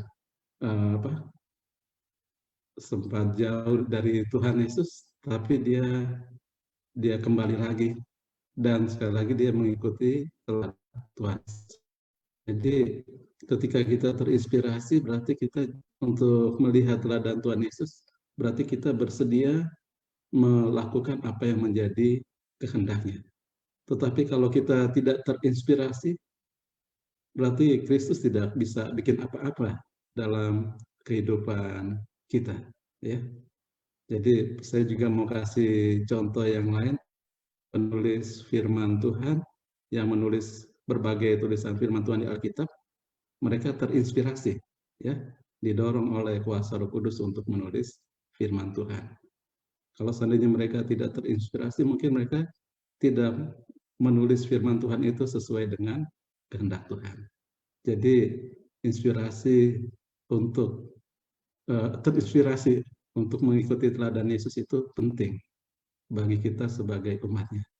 Tapi kalau seandainya kita tidak terinspirasi dengan teladan Yesus, berarti kita belum bisa ada perubahan yang Tuhan kehendaki di dalam kehidupan kita. Itu tambahan atau komentar saya. Terima kasih. Baik, terima kasih atas tanggapannya Pendeta Petrus, ya. Ditekankan tadi berulang-ulang bahwa terinspirasi oleh firman itu sangat penting bagi umat Kristen. Ya, dan mungkin ada tanggapan lain dari Pendeta Senawi Tagalung. Apakah ada tanggapan? Baik, silakan. Baik, Bapak Ibu, jangan lupa kehidupan, kematian, dan kebangkitan Kristus itu satu paket, tidak terpisahkan. Ya, kita harus hidup seperti Kristus hidup, melayani seperti Kristus melayani, mengasihi seperti Yesus mengasihi. Mati dalam Kristus, mematikan manusia lama, manusiawi keberdosaan kita harus dimatikan supaya kita bangkit dalam hidup yang baru. Ya kan? Jadi 3 paket itu harus. Jadi bukan saja harus terinspirasi, Tetapi seharusnya kehidupan Kristus itu menjadi teladan bagi kita. Karena dia sudah meninggalkan teladan. Teladan penurutan kepada hukum Allah, teladan dalam kesucian dan kesalehan hidup, teladan di dalam kerendahan hati, kelemah lembutan, Matius 11 ayat 28, dan teladan di dalam kasih dan pengorbanan. Itu. Jadi artinya, ketika Kristus sudah menebus kita, membenarkan kita, apakah sudah cukup untuk selamat? Ya, cukup. Untuk saat itu. Tapi karena kita masih hidup, keluar dari kolam baptisan, kita masih hidup, belum meninggal. Maka perjalanan kehidupan kita sampai meninggal, atau sampai Yesus datang, ya, kita harus hidup sesuai dengan teladan Kristus. Kenapa? Walaupun dosa-dosa kita sudah dibersihkan dan diampuni, itu sama dengan rekening kita di bank. Rekening kita di bank harus diputihkan supaya tidak berhutang. Dan hutang kita tidak ada lagi di bank itu. Nanti itu hutang akan berjalan hari, berjalan tahun, bunganya akan besar. Seperti itu kehidupan dosa. Jadi bukan hanya dibersihkan, kalau boleh dikreditkan. Jadi bank rekening kita itu bukan hanya kosong dan berhutang, tapi diisi untuk dikreditkan. Sehingga bukan hutang yang bertambah, tapi kredit yang bertambah. Dalam kehidupan kita, orang berdosa yang sudah ditebus, dibenarkan, seperti itu.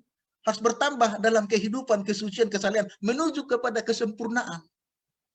Itulah yang dikatakan oleh Yesus dalam Yohanes pasal 15 ayat 3 dan 5. Tinggallah dalam aku dalam kamu. Di luar aku, kamu tidak dapat berbuat apa-apa. Kalau tanpa Kristus, hidup kita tidak akan benar. Dan tidak bisa kita berbuat kebenaran dan kebaikan tanpa Kristus. Lalu Petrus mengatakan dalam 2 Petrus 3:11, kalau dunia ini hancur dan binasa, seharusnya kamu lebih suci. Dan betapa sucinya hidupmu yang menantikan kedatangan Yesus. Artinya apa? Kesalehan dan kesucian hidup Yesus itu harus menjadi kehidupan kita, walaupun kita sudah ditebus dan dibenarkan. Karena masih ada proses. Jangan lupa, bab yang akan datang kan kita pelajari itu, bahwa 3 langkah keselamatan. Pembenaran, penyucian, dan kemuliaan. Nah, pekerjaan penyucian sekarang ini berlangsung. Lalu Rasul Paulus, ini paling penting. Galatia pasal 2 ayat 20. Galatia pasal 2 ayat 20. Bukan aku lagi yang hidup di dalam aku. Walaupun aku hidup secara manusia, sekarang ini bukan aku lagi yang hidup, tetapi Kristus yang hidup di dalam aku. Jadi jangan lagi kehidupan kita ini kehidupan manusiawi. Seharusnya kehidupan Kristus yang terpancar dan dilihat semua orang. Itulah artinya kerohanian yang dikreditkan. Itulah artinya kita menjaga keselamatan kita. Tetap utuh di dalam Yesus Kristus. Terima kasih, Tuhan berkati. Baik, terima kasih atas tambahannya Pendeta Asnawita Galung yang sebenarnya semakin menguatkan lagi penjelasan dari Pendeta Petrus Wirajaya. Untuk Pendeta Muda Surya Senipar, apakah masih ada tanggapan? Ya, baik, terima kasih kepada Pendeta Petrus dan juga Pendeta Uta Galung. Luar biasa kedua pendeta ini menyampaikan penjelasan apa yang menjadi inspirasi kita, ya. Apa yang menjadi inspirasi kita melalui apa? Melalui kehidupan Kristus. Kalau kita bisa melihat bagaimana kehidupan Kristus, dia cuma hidup 33,5 tahun di dunia ini, dan pelayanan yang terhitung 3,5 tahun. Tapi bagaimana kehidupan 3,5 tahun yang dia miliki itu membuat nilai kehidupannya itu sangat mahal, sangat berharga, ya, sangat berharga. Apakah ketika kehidupan kita, saya berusia 32 tahun, saya kalau merenungkan kehidupan saya, apakah kehidupan saya malah membuat orang susah? Ya, apakah kehidupan saya malah hidup cemar di dalam dosa? Apakah kehidupan saya selama 32 tahun ini malah lebih banyak berdosanya daripada bertobatnya? Apakah kehidupan saya selama 32 tahun ini hanya lebih banyak dilayani daripada melayani? Apakah kehidupan saya selama 32 tahun ini lebih banyak membalas daripada menerima apa? Menanggung beban itu sendiri. Apakah ketika orang mencaci maki saya seperti kata Petrus 1 Petrus 2 ayat 21 sampai 24 dikatakan, apakah kehidupan saya ketika saya dicaci maki, kehidupan saya malah membalas caci maki? Atau apakah kehidupan saya menanggung beban itu sama seperti Kristus juga menanggung beban itu? Yesus sampai mengatakan, burung ada sangkarnya, serigala ada lubangnya. Tapi anak manusia tidak memiliki tempat untuk meletakkan kepalanya. Apakah ketika saya harus menanggung beban karena pelayanan saya mengeluh kepada Tuhan, oh Tuhan, saya sudah menginjil. Oh Tuhan, saya sudah membuat persembahan yang besar. Oh Tuhan, perpuluhan saya sudah saya berikan bahkan 10%. Terpadu saya juga 10%. Bahkan saya juga memberikan persembahan kasih 10%. Sudah 30% untuk Tuhan. Tapi kenapa Tuhan penderitaan datang kepada saya? Kenapa beban ini datang kepada saya? Apakah kehidupan kita selama 32 tahun atau sepanjang umur kita bagi orang-orang tua kami, apakah lebih banyak mengeluhnya atau lebih banyak bersyukurnya? Apakah kehidupan saya sepanjang hidup saya lebih mendekatkan diri kepada Tuhan, kepada Bapa di surga, atau saya lebih mendekatkan diri kepada siapa? Kepada kehidupan duniawi ini. Ya. Inilah yang menjadi inspirasi kita bagi dalam kehidupan kita. Apa yang menjadi motivasi kita untuk hidup? Rasul Paulus katakan apa? Karena aku hidup bukan lagi untuk diriku sendiri. Ya, kalaupun aku mati adalah keuntungan. Dan hidupku ini adalah apa? Kehidupanku adalah Kristus. Jadi apapun yang harusnya kita tampilkan, inspirasi yang menjadi dasar kata-kata kita adalah inspirasi dasar kata-kata Yesus. Ketika dia mengucapkan sesuatu, kata-kata yang keluar dari mulut Yesus adalah kata-kata berkat. Ketika dia melihat sesuatu, matanya penuh kasih. Yang melihat kepada apa? Belas kasih. Dia melihat orang-orang berdosa itu adalah domba-domba yang hilang, yang tidak punya gembala. Sehingga dia harus memberi mereka makan. Harus mengumpulkan mereka. Harus mencari umat-umat Tuhan yang sesat itu dari apa? Dari jurang yang hampir apa? Yang membinasakan mereka. Dan ketika Yesus menghadapi pencobaan yang dilakukan oleh setan, inspirasi kita adalah apa? Bahwa Yesus sendiri dalam rupa manusia bisa menang. Kalau saya dihadapkan dalam pencobaan tentang uang, saya melihat kepada Yesus yang diberikan seluruh dunia ini. Yesus sendiri bisa menang. Kenapa ketika saya dihadapkan ke dalam pencobaan tentang uang, saya kalah. Tanyakan ke dalam diri saudara-saudara, Bapak, Ibu, pemirsa dimanapun saudara berada. Kenapa Yesus bisa menang ketika dia berhadapan dengan harta dunia? Kenapa Yesus bisa menang ketika dia harus berhadapan dengan perutnya? Ya, ada satu ilustrasi yang sangat menarik bahwa dikatakan pendeta itu biasanya kalau di dalam dunia kita sekarang ini, pendeta itu yang didahulukan makan. Kalau ada acara potluck Sabat siang, pendeta itu yang didahulukan makan.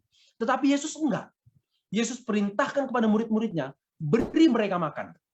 Sampai 5.000 orang itu makan semua, baru boleh makan. Kalau kita sebagai hamba-hamba Tuhan, pelayan-pelayan Tuhan, posisi kita di mana? Apakah kehidupan kita sebagai pelayan-pelayan Tuhan? Apakah posisi kita sebagai bapak di dalam keluarga? Apakah posisi kita sebagai orang tua di dalam keluarga? Apakah posisi kita sebagai profesi pekerjaan kita di dalam tempat kita bekerja? Menunjukkan bahwa kita adalah inspirasi melalui Yesus. Apakah kehidupan kita menampilkan bahwa Kristus itu di dalam kehidupan kita? Atau kita lebih menampilkan, oh saya harus duluan. Saya hamba Tuhan, saya harus duluan. Oh, saya ini yang berdoa, saya harus duluan makan. Saya ini yang berkhotbah, saya harus dihormati. Saya ini seorang evangelis literaturus, saya ini seorang evangelism, penginjil. Saya ini seorang pembicara yang hebat, saya harus dihormati. Ketika Yesus dia berbicara di depan 5.000 orang dan di hadapan orang banyak, Yesus tidak mencari kredit apapun. Apakah kehidupan kita bisa melepaskan kredit dunia ini? Apa yang kamu ikat di dunia ini akan lepas. Tetapi apa yang kamu kreditkan, seperti yang Pendeta Huta Galung katakan, kita memiliki rekening, kita buka rekening di surga. Sehingga setiap kredit kebaikan dan inspirasi yang Yesus telah sampaikan menjadi teladan kehidupan kita, kita kreditkan ke dalam apa? Ke dalam rekening surga. Sehingga ketika kita akan bertemu dengan apa? Bertemu dengan Sang Kristus yang menjadi penebus kita ini, kredit kita penuh. Utangkan aku, kata Tuhan, utangkan aku. Kalau engkau bisa berbuat baik kepada sesamamu, engkau mengutangkan aku, kata Yesus. Kalau engkau berbuat kasih kepada sesamamu yang paling hina, Matius 25 ayat 40. Kalau engkau berbuat sesuatu kepada saudaramu yang paling hina, engkau kreditkan aku, engkau telah mengutangi aku, kata Yesus. Nah, inilah menjadi inspirasi kita. Terlebih kita bisa pakai dalam 1 Petrus 2 ayat 22 sampai 24. Mungkin saudara Kris boleh baca kalau ada Alkitab di sana. 1 Petrus 2 ayat 22 sampai 24. Inilah yang menjadi dasar kita, inspirasi kita untuk apa? Untuk menjadi teladan Kristus dalam kehidupan kita. Silakan saudara Kris. 1 Petrus 2 ayat 22 sampai 24. Mungkin ayat 21 mulainya. Ayat 21 sampai 24. Iya. Baik. Sebab untuk itulah kamu dipanggil, karena Kristus pun telah menderita untuk kamu dan telah meninggalkan teladan bagimu supaya kamu mengikuti jejaknya. Ia tidak berbuat dosa, dan tipu tidak ada dalam mulutnya. Ayat 23, ketika ia dicaci maki, ia tidak membalas dengan mencaci maki. Ketika ia menderita, ia tidak mengancam, tetapi ia menyerahkannya kepada Dia yang menghakimi dengan adil. Ayat 24, Dia sendiri telah memikul dosa kita dalam tubuhnya di kayu salib, supaya kita yang telah mati terhadap dosa, hidup untuk kebenaran. Oleh bilur-bilurnya kamu telah sembuh. Ya, terima kasih saudara Kris. Inilah yang menjadi pegangan kita. Kita bukan lagi hamba-hamba dosa yang mana ketika kita melihat dosa ini di dunia ini, kita pikul sendiri. Ya, kita pikul sendiri. Dan kita mencoba menghakimi saudara-saudara kita yang berbuat salah. Tapi ketika Kristus menjadi teladan kita serahkan beban dosa itu ke dalam tangan Kristus yang sudah menang atas dosa itu, sehingga beban kita pun menjadi ringan. Ya, sehingga kuk yang kita pikul itu bukan lagi kuk dosa, tapi kuk kasih karunia Kristus yang menjadi teladan kita untuk hidup dan tampil di hadapan dunia ini. Apa kita hidup dekat Yesus?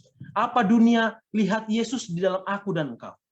Ya, sungguh mulia pelajaran kita pada malam hari ini. Bagaimana Pendeta Huta Galung sudah sampaikan satu paket itu. Hidup, mati, dan kebangkitan Kristus menjadi teladan bagi kita. Kalau kita hidup, hiduplah seperti Kristus. Kalau kita mati, matilah di dalam Kristus. Kalau kita bangkit bersama-sama dengan apa? Bangkit bersama-sama dengan Kristus. Jangan sampai kita dibangkitkan pada kedatangan Yesus ketiga kali untuk menerima apa? Untuk menerima api yang kekal itu. Tapi hendaklah kita dibangkitkan karena kita apa? Karena kita menang bersama-sama dengan Kristus melawan apa? Melawan dosa-dosa. Tentu kita tidak bisa melawan dosa itu sendirian, tapi kita gunakan apa? Gunakan kekuatan Kristus untuk apa? Untuk bisa menang melawan pencobaan-pencobaan setan. Tuhan memberkati kita. Terima kasih saudara. Baik, terima kasih banyak atas tambahannya dari Pendeta Muda Aspira Sinipar yang semakin melengkapi saya rasa ya dari Pendeta Petrus, Pendeta Asnawi, dan Pendeta Muda Aspira Sinipar. Baik, inilah pertanyaan terakhir. Mungkin kami sih mohon maaf kepada pemirsa yang sebelumnya sudah memberikan pertanyaan di kolom komentar. Namun oleh karena tadi ada kesalahan teknis, sehingga kita harus live kembali. Mungkin bila mana masih ada pertanyaan, bisa kita nanti akan bahas di pertemuan selanjutnya. Jadi untuk saat ini, untuk malam hari ini adalah pertanyaan terakhir bagi kita mengenai pelajaran kita pada malam hari ini, hidup, mati, dan kebangkitan Kristus. Ini dari Bapak Maurice Sihaan, katakan seperti ini. Mungkin kalau saya boleh jabarkan seperti ini. Mengapa masih perlu kedatangan Yesus yang kedua kali? Apakah tidak cukup kedatangan Yesus yang pertama? Dan di sini dimaksudkan, mengapa harus ada proses Yesus lahir, melayani, kematian, hingga kebangkitannya, hingga naiknya ke surga. Dan masih ada cerita lanjutan, kedatangan yang kedua kali, bahkan masih ada cerita lanjutan, hidup di surga selama 1000 tahun, hingga Yerusalem baru. Apa maksud Allah kepada kita manusia, dengan untuk menunjukkan proses yang mungkin bagi kita manusia seperti rumit ya. Kalau mungkin sebagai Allah, menyebabkan manusia bisa langsung saja dengan kuasanya. Apa sebenarnya maksud Allah terhadap proses tersebut? Mungkin karena ini bersifat sangat doktrinal, kita langsung serahkan saja kepada Pendeta Asnawi Huta Galung. Kami persilakan. Baik, terima kasih untuk pertanyaan ini. Sepertinya kita diundang juga untuk bereksigesis. Kita mengekspos Alkitab itu sesuai dengan konteksnya. Saya jawab dari dua sisi, 2 poin. Poin yang pertama, kembali kita kepada pekerjaan pendamaian di bait suci. Jangan lupa, bait suci itu terbagi 3. Pelataran, bilik suci, bilik maha suci. Semua itu dilalui dalam fase pertama, fase kedua, fase ketiga. Rasul Paulus menyebutkan ini dalam Roma pasal 6, justification by faith, sanctification by faith, glorification by faith. Dalam 3 langkah keselamatan. Jadi, Kristus ketika mati di kayu salib Golgota, Golgota itu di luar kota Yerusalem, itu adalah Yesus mati di pelataran, di halaman bait suci. Karena pelataran itu, halaman bait suci itu di luar bait suci, bilik suci, dan bilik maha suci. Itulah mezbah korban bakaran. Lalu setelah Yesus bangkit, dia naik ke surga. Dia naik ke surga, dia masuk ke bilik suci. Bilik suci. Untuk memulai fase pekerjaannya yang kedua. Karena di surga ada 2 bagian bilik. Bilik suci dan bilik maha suci. Lalu sejak tahun 1844, 22 Oktober 1844, akhir perhitungan nubuatan yang panjang, 2300 petang dan pagi, 2300 tahun, Daniel pasal 8 ayat 14, itu berakhir di 1844, itulah mulai dihitung akhir zaman, eskatologis. Dan itu apa yang terjadi? Yesus berpindah dari bilik suci ke bilik maha suci di surgawi untuk pekerjaan fase yang ketiga, menjadi imam besar kita. Ibrani pasal 5-6, pasal 7, pasal 8, sampai pasal 10. Yesus imam besar kita dan pengantara kita. Bukan menurut peraturan keimamatan Lewi, tetapi menurut keimamatan Melkisedek, imam yang maha tinggi, yang datang dari Allah itu sendiri. Jadi, dia harus menyelesaikan pekerjaan ini. Kenapa? Karena fase keselamatan itu 3 langkah. Kalau ini sudah selesai, maka dia akan datang. Tinggalkan surga, lapor kepada Bapa, datang ke dunia ini untuk menjemput kita. Itu yang disebut dengan second coming of Jesus Christ. Tujuannya apa? Untuk menjemput orang-orang kudus yang masih hidup pada waktu Yesus datang, dan membangkitkan orang-orang kudus yang sudah tidur lama, supaya dibawa ke surga. Karena inilah pengharapan kita. Itu poin 1. Poin yang kedua, Yesus harus datang kedua kali. Kalau dia tidak datang kedua kali, nggak ada gunanya kita sekarang setia kepada Yesus. Berarti kita mati dan dikubur terus. Entah berapa lama dan sampai kapan. Ya, jadi Yesus datang untuk membangkitkan kita yang sudah tidur. Dan kita yang tidur ini bukan hanya sekarang. Sejak dari zaman Adam pun masih ada orang yang tidur di dalam kubur. Orang-orang yang kudus. Itu belum dibangkitkan. Kalau waktu Yesus mati, ada orang sebahagian bangkit dari kubur, lalu dia membawanya ke surga. Kalau kita baca Matius pasal 26, ayat 52 dan 53, itu hanya simbolik. Simbolik kemenangan iman orang-orang percaya bersama Yesus sebagai Tuhan dan Juru Selamatnya masuk dalam pesta kemenangan ke surga. Lambang itu nanti yang akan menjadi satu kenyataan untuk seluruh dunia yang hidup dan yang mati, akan dibangkitkan orang-orang benar, dan orang benar yang hidup diubahkan dalam sekejap mata, maka masuk di dalam kemenangan menuju surga kekekalan. Jadi Yesus harus datang kedua kali, tidak boleh tidak. Ya, jadi dia tidak cukup untuk datang yang pertama. Datang yang pertama itu menggenapi semua nubuatan perjanjian lama. datang yang kedua kali untuk menggenapi semua apa yang di perjanjian lama dengan di perjanjian baru dan zaman gereja eskatologis, untuk orang-orang benar mendapatkan mahkota kehidupan kekal, upahnya, pahalanya, dan untuk membinasakan kejahatan bagi orang-orang jahat. Inilah jawaban saya untuk pertanyaan, mengapa Yesus harus datang kedua kali. Terima kasih, Tuhan memberkati. Terima kasih banyak atas tanggapannya Pendeta Asni Tagalung yang cukup jelas. Kepada Pendeta Petrus Wirajaya, apakah ada tambahan terkait pertanyaan ini? Baik, sudah cukup jelas ya nampaknya. Pendeta Muda Saudara Senipar, apakah masih ada tanggapan? Sudah cukup jelas juga. Baik, itulah pertanyaan terakhir kita pada malam hari ini. Baik, para seluruh pemirsa yang sudah bersama-sama dengan kami di program ini, kita sudah sampai atau tiba di penghujung acara dari program Bab 9, Hidup, Mati, dan Kebangkitan Kristus. Dan seperti biasanya, para panelis ataupun narasumber akan memberikan closing statement ataupun kata-kata penutup terkait pelajaran kita pada malam hari ini, yang semoga bisa menguatkan para pemirsa yang menyaksikan program ini dimanapun Anda berada. Kita akan mulai mungkin dari Pendeta Asnawi Hutagalung. Baik, terima kasih Bapak Ibu. Tiba waktunya kita closing statement.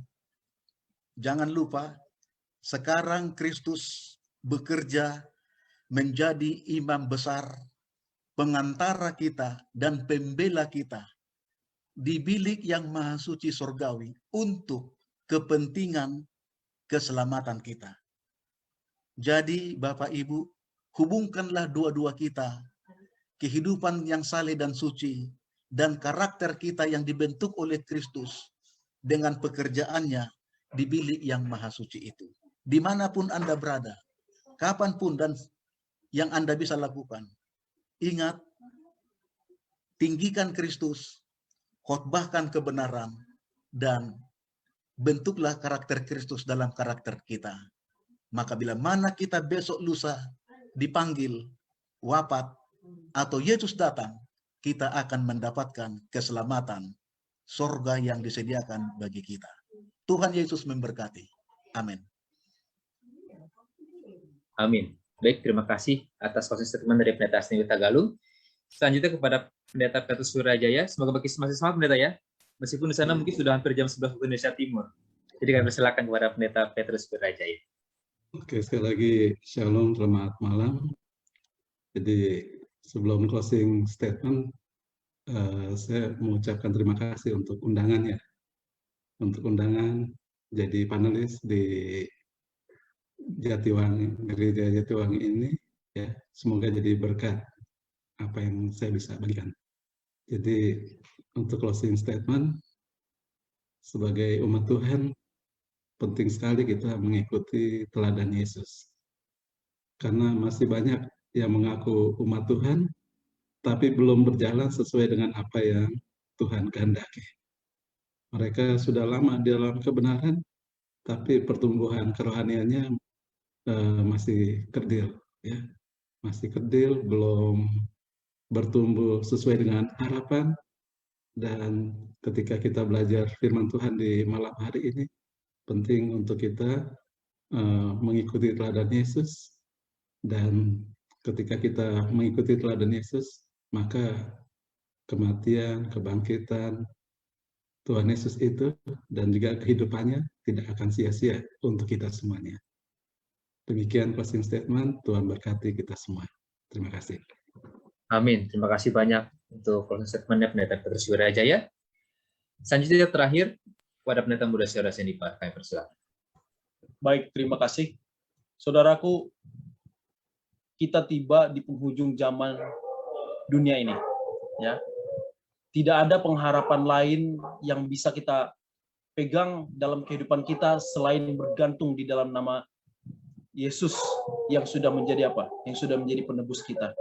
Tidak ada hal-hal lain yang bisa membawa kita kepada keselamatan selain daripada darah Kristus. Selalu menghubungkan diri kita ke dalam apa? Ke dalam janji keselamatan yang sudah diwujudkan oleh Kristus itu. Kenapa? Karena dalam Yohanes 14 Ayat 2 dikatakan apa? Di rumah Bapakku banyak tempat tinggal. Jika tidak demikian, tentu aku mengatakan kepadamu, sebab aku pergi ke situ untuk menyediakan tempat bagimu. Dan apabila aku telah pergi ke situ dan telah menyediakan tempat bagimu, aku akan datang kembali dan membawa kamu ke tempat aku berada, kamu pun akan berada. Jadi itulah yang menjadi pegangan kita untuk menantikan kedatangan Yesus kedua kali. Cobaan apapun yang kita hadapi pada saat ini, tetap bergantung ke dalam tangan Kristus. Tuhan memberkati kita semuanya. Amin. Terima kasih banyak untuk closing statement dari Pendeta Mulia Celestian Nipar. Dan kepada seluruh pemirsa yang menyaksikan program ini di mana-mana berada, semoga segala sesuatu yang didiskusikan, sesuatu yang sudah bagikan, dapat membawa perubahan yang lebih baik dalam kehidupan kita, menjadikan kita menjadi murid-murid Kristus, jadi manusia-manusia yang berguna, melayani Tuhan kita dan juga melayani sama kita manusia. Baik, untuk menutup pelajaran kita pada malam hari ini, kami mengundang Pendeta Asnawi Huta Galung untuk memimpin di dalam doa. Baik, mari kita bersatu dalam doa. Bapa kami Allah di sorga, kami bersyukur berterima kasih atas pelajaran malam ini. Pelajaran yang sangat indah, baik dan benar, bahwa Yesus Kristus, anak Tuhan yang tunggal, menjadi manusia dan mati di kayu salib untuk menebus dan menyelamatkan kami, dan menggenapi semua rencana keselamatan yang Tuhan sudah adakan selama 4.000 tahun di perjanjian lama, dan sekarang ini sudah berlangsung lebih daripada 2.000 tahun. Pekabaran ini masih kuat, masih diperlukan, dibutuhkan banyak orang berdosa di dunia ini untuk diselamatkan. Biarlah pekabaran ini jadi berkat bagi kami, dan gunakan juga kami menjadi saluran-saluran berkat bagi banyak orang, supaya pekabaran ini dapat didengar seluruh penduduk dunia ini, dan sedapat mungkin Tuhan menyelamatkan ada banyak manusia di dunia ini, sehingga sorak kemenangan di surga, bahwa Engkau adalah Raja di atas segala raja dan Tuhan di atas segala Tuhan, akan menjadi pemerintahan yang kekal. Berkati para pemirsa di mana saja mereka berada, tua muda, laki-laki perempuan, berkati mereka dalam kehidupan sehari-hari. Berkati dalam tugas-tugas dan pekerjaan. Berkati dalam kesehatan dan perlindungan. Tambahkan sukacita, tambahkan berkat, rezeki, dan kebahagiaan menikmati hidup ini. Tambahkan juga bagi mereka pengetahuan dan hikmat, supaya Tuhan juga mengkaryakan mereka menjadi alat Tuhan untuk memuliakan Engkau dan melakukan perkara-perkara besar dan ajaib yang membawa kemenangan rohani di dalam Tuhan. Berkati host kami, Chris Syahan. Berkati hamba Tuhan, Pendeta Surya Sanipar. Hamba Tuhan, Pendeta Petrus, supaya diberkati di dalam pelayanannya. Dan juga hambamu, supaya pelayanan-pelayanan kami menjadi berkat bagi banyak orang, dan nama Tuhan yang ditinggikan dan dipermuliakan. Berkati program ini, supaya tetap berjalan dan eksis. Tiap minggu tayang, untuk menyatakan besarlah kasih setia Tuhan dan kemuliaan tetap selama-lamanya. Berkati jemaat Jatiwangi seluruhnya, majelis yang menyediakan sarana ini, supaya semakin banyak berkat-berkat Tuhan dicurahkan, semakin banyak pelayanan, semakin luas pekerjaan Tuhan, dan banyak jiwa yang dibawa dalam kerajaan surga. Terima kasih Bapa, terima kasih Yesus.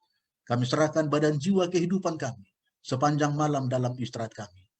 Karena kami berdoa dalam nama Yesus, Tuhan dan Juru Selamat kami. Amin. Amin. Terima kasih atas Pendeta Huta Galung yang sudah memimpin kita dalam doa. Baik, kepada seluruh panelis, boleh kita membuka mic kita dan kita mengucapkan salam perpisahan kepada seluruh pemirsa yang sudah menyaksikan tayangan ini. Baik, sampai jumpa. Sampai jumpa. Shalom. Selamat malam Tuhan semuanya. memberkati. Tuhan memberkati. Tuhan berkati. Ya.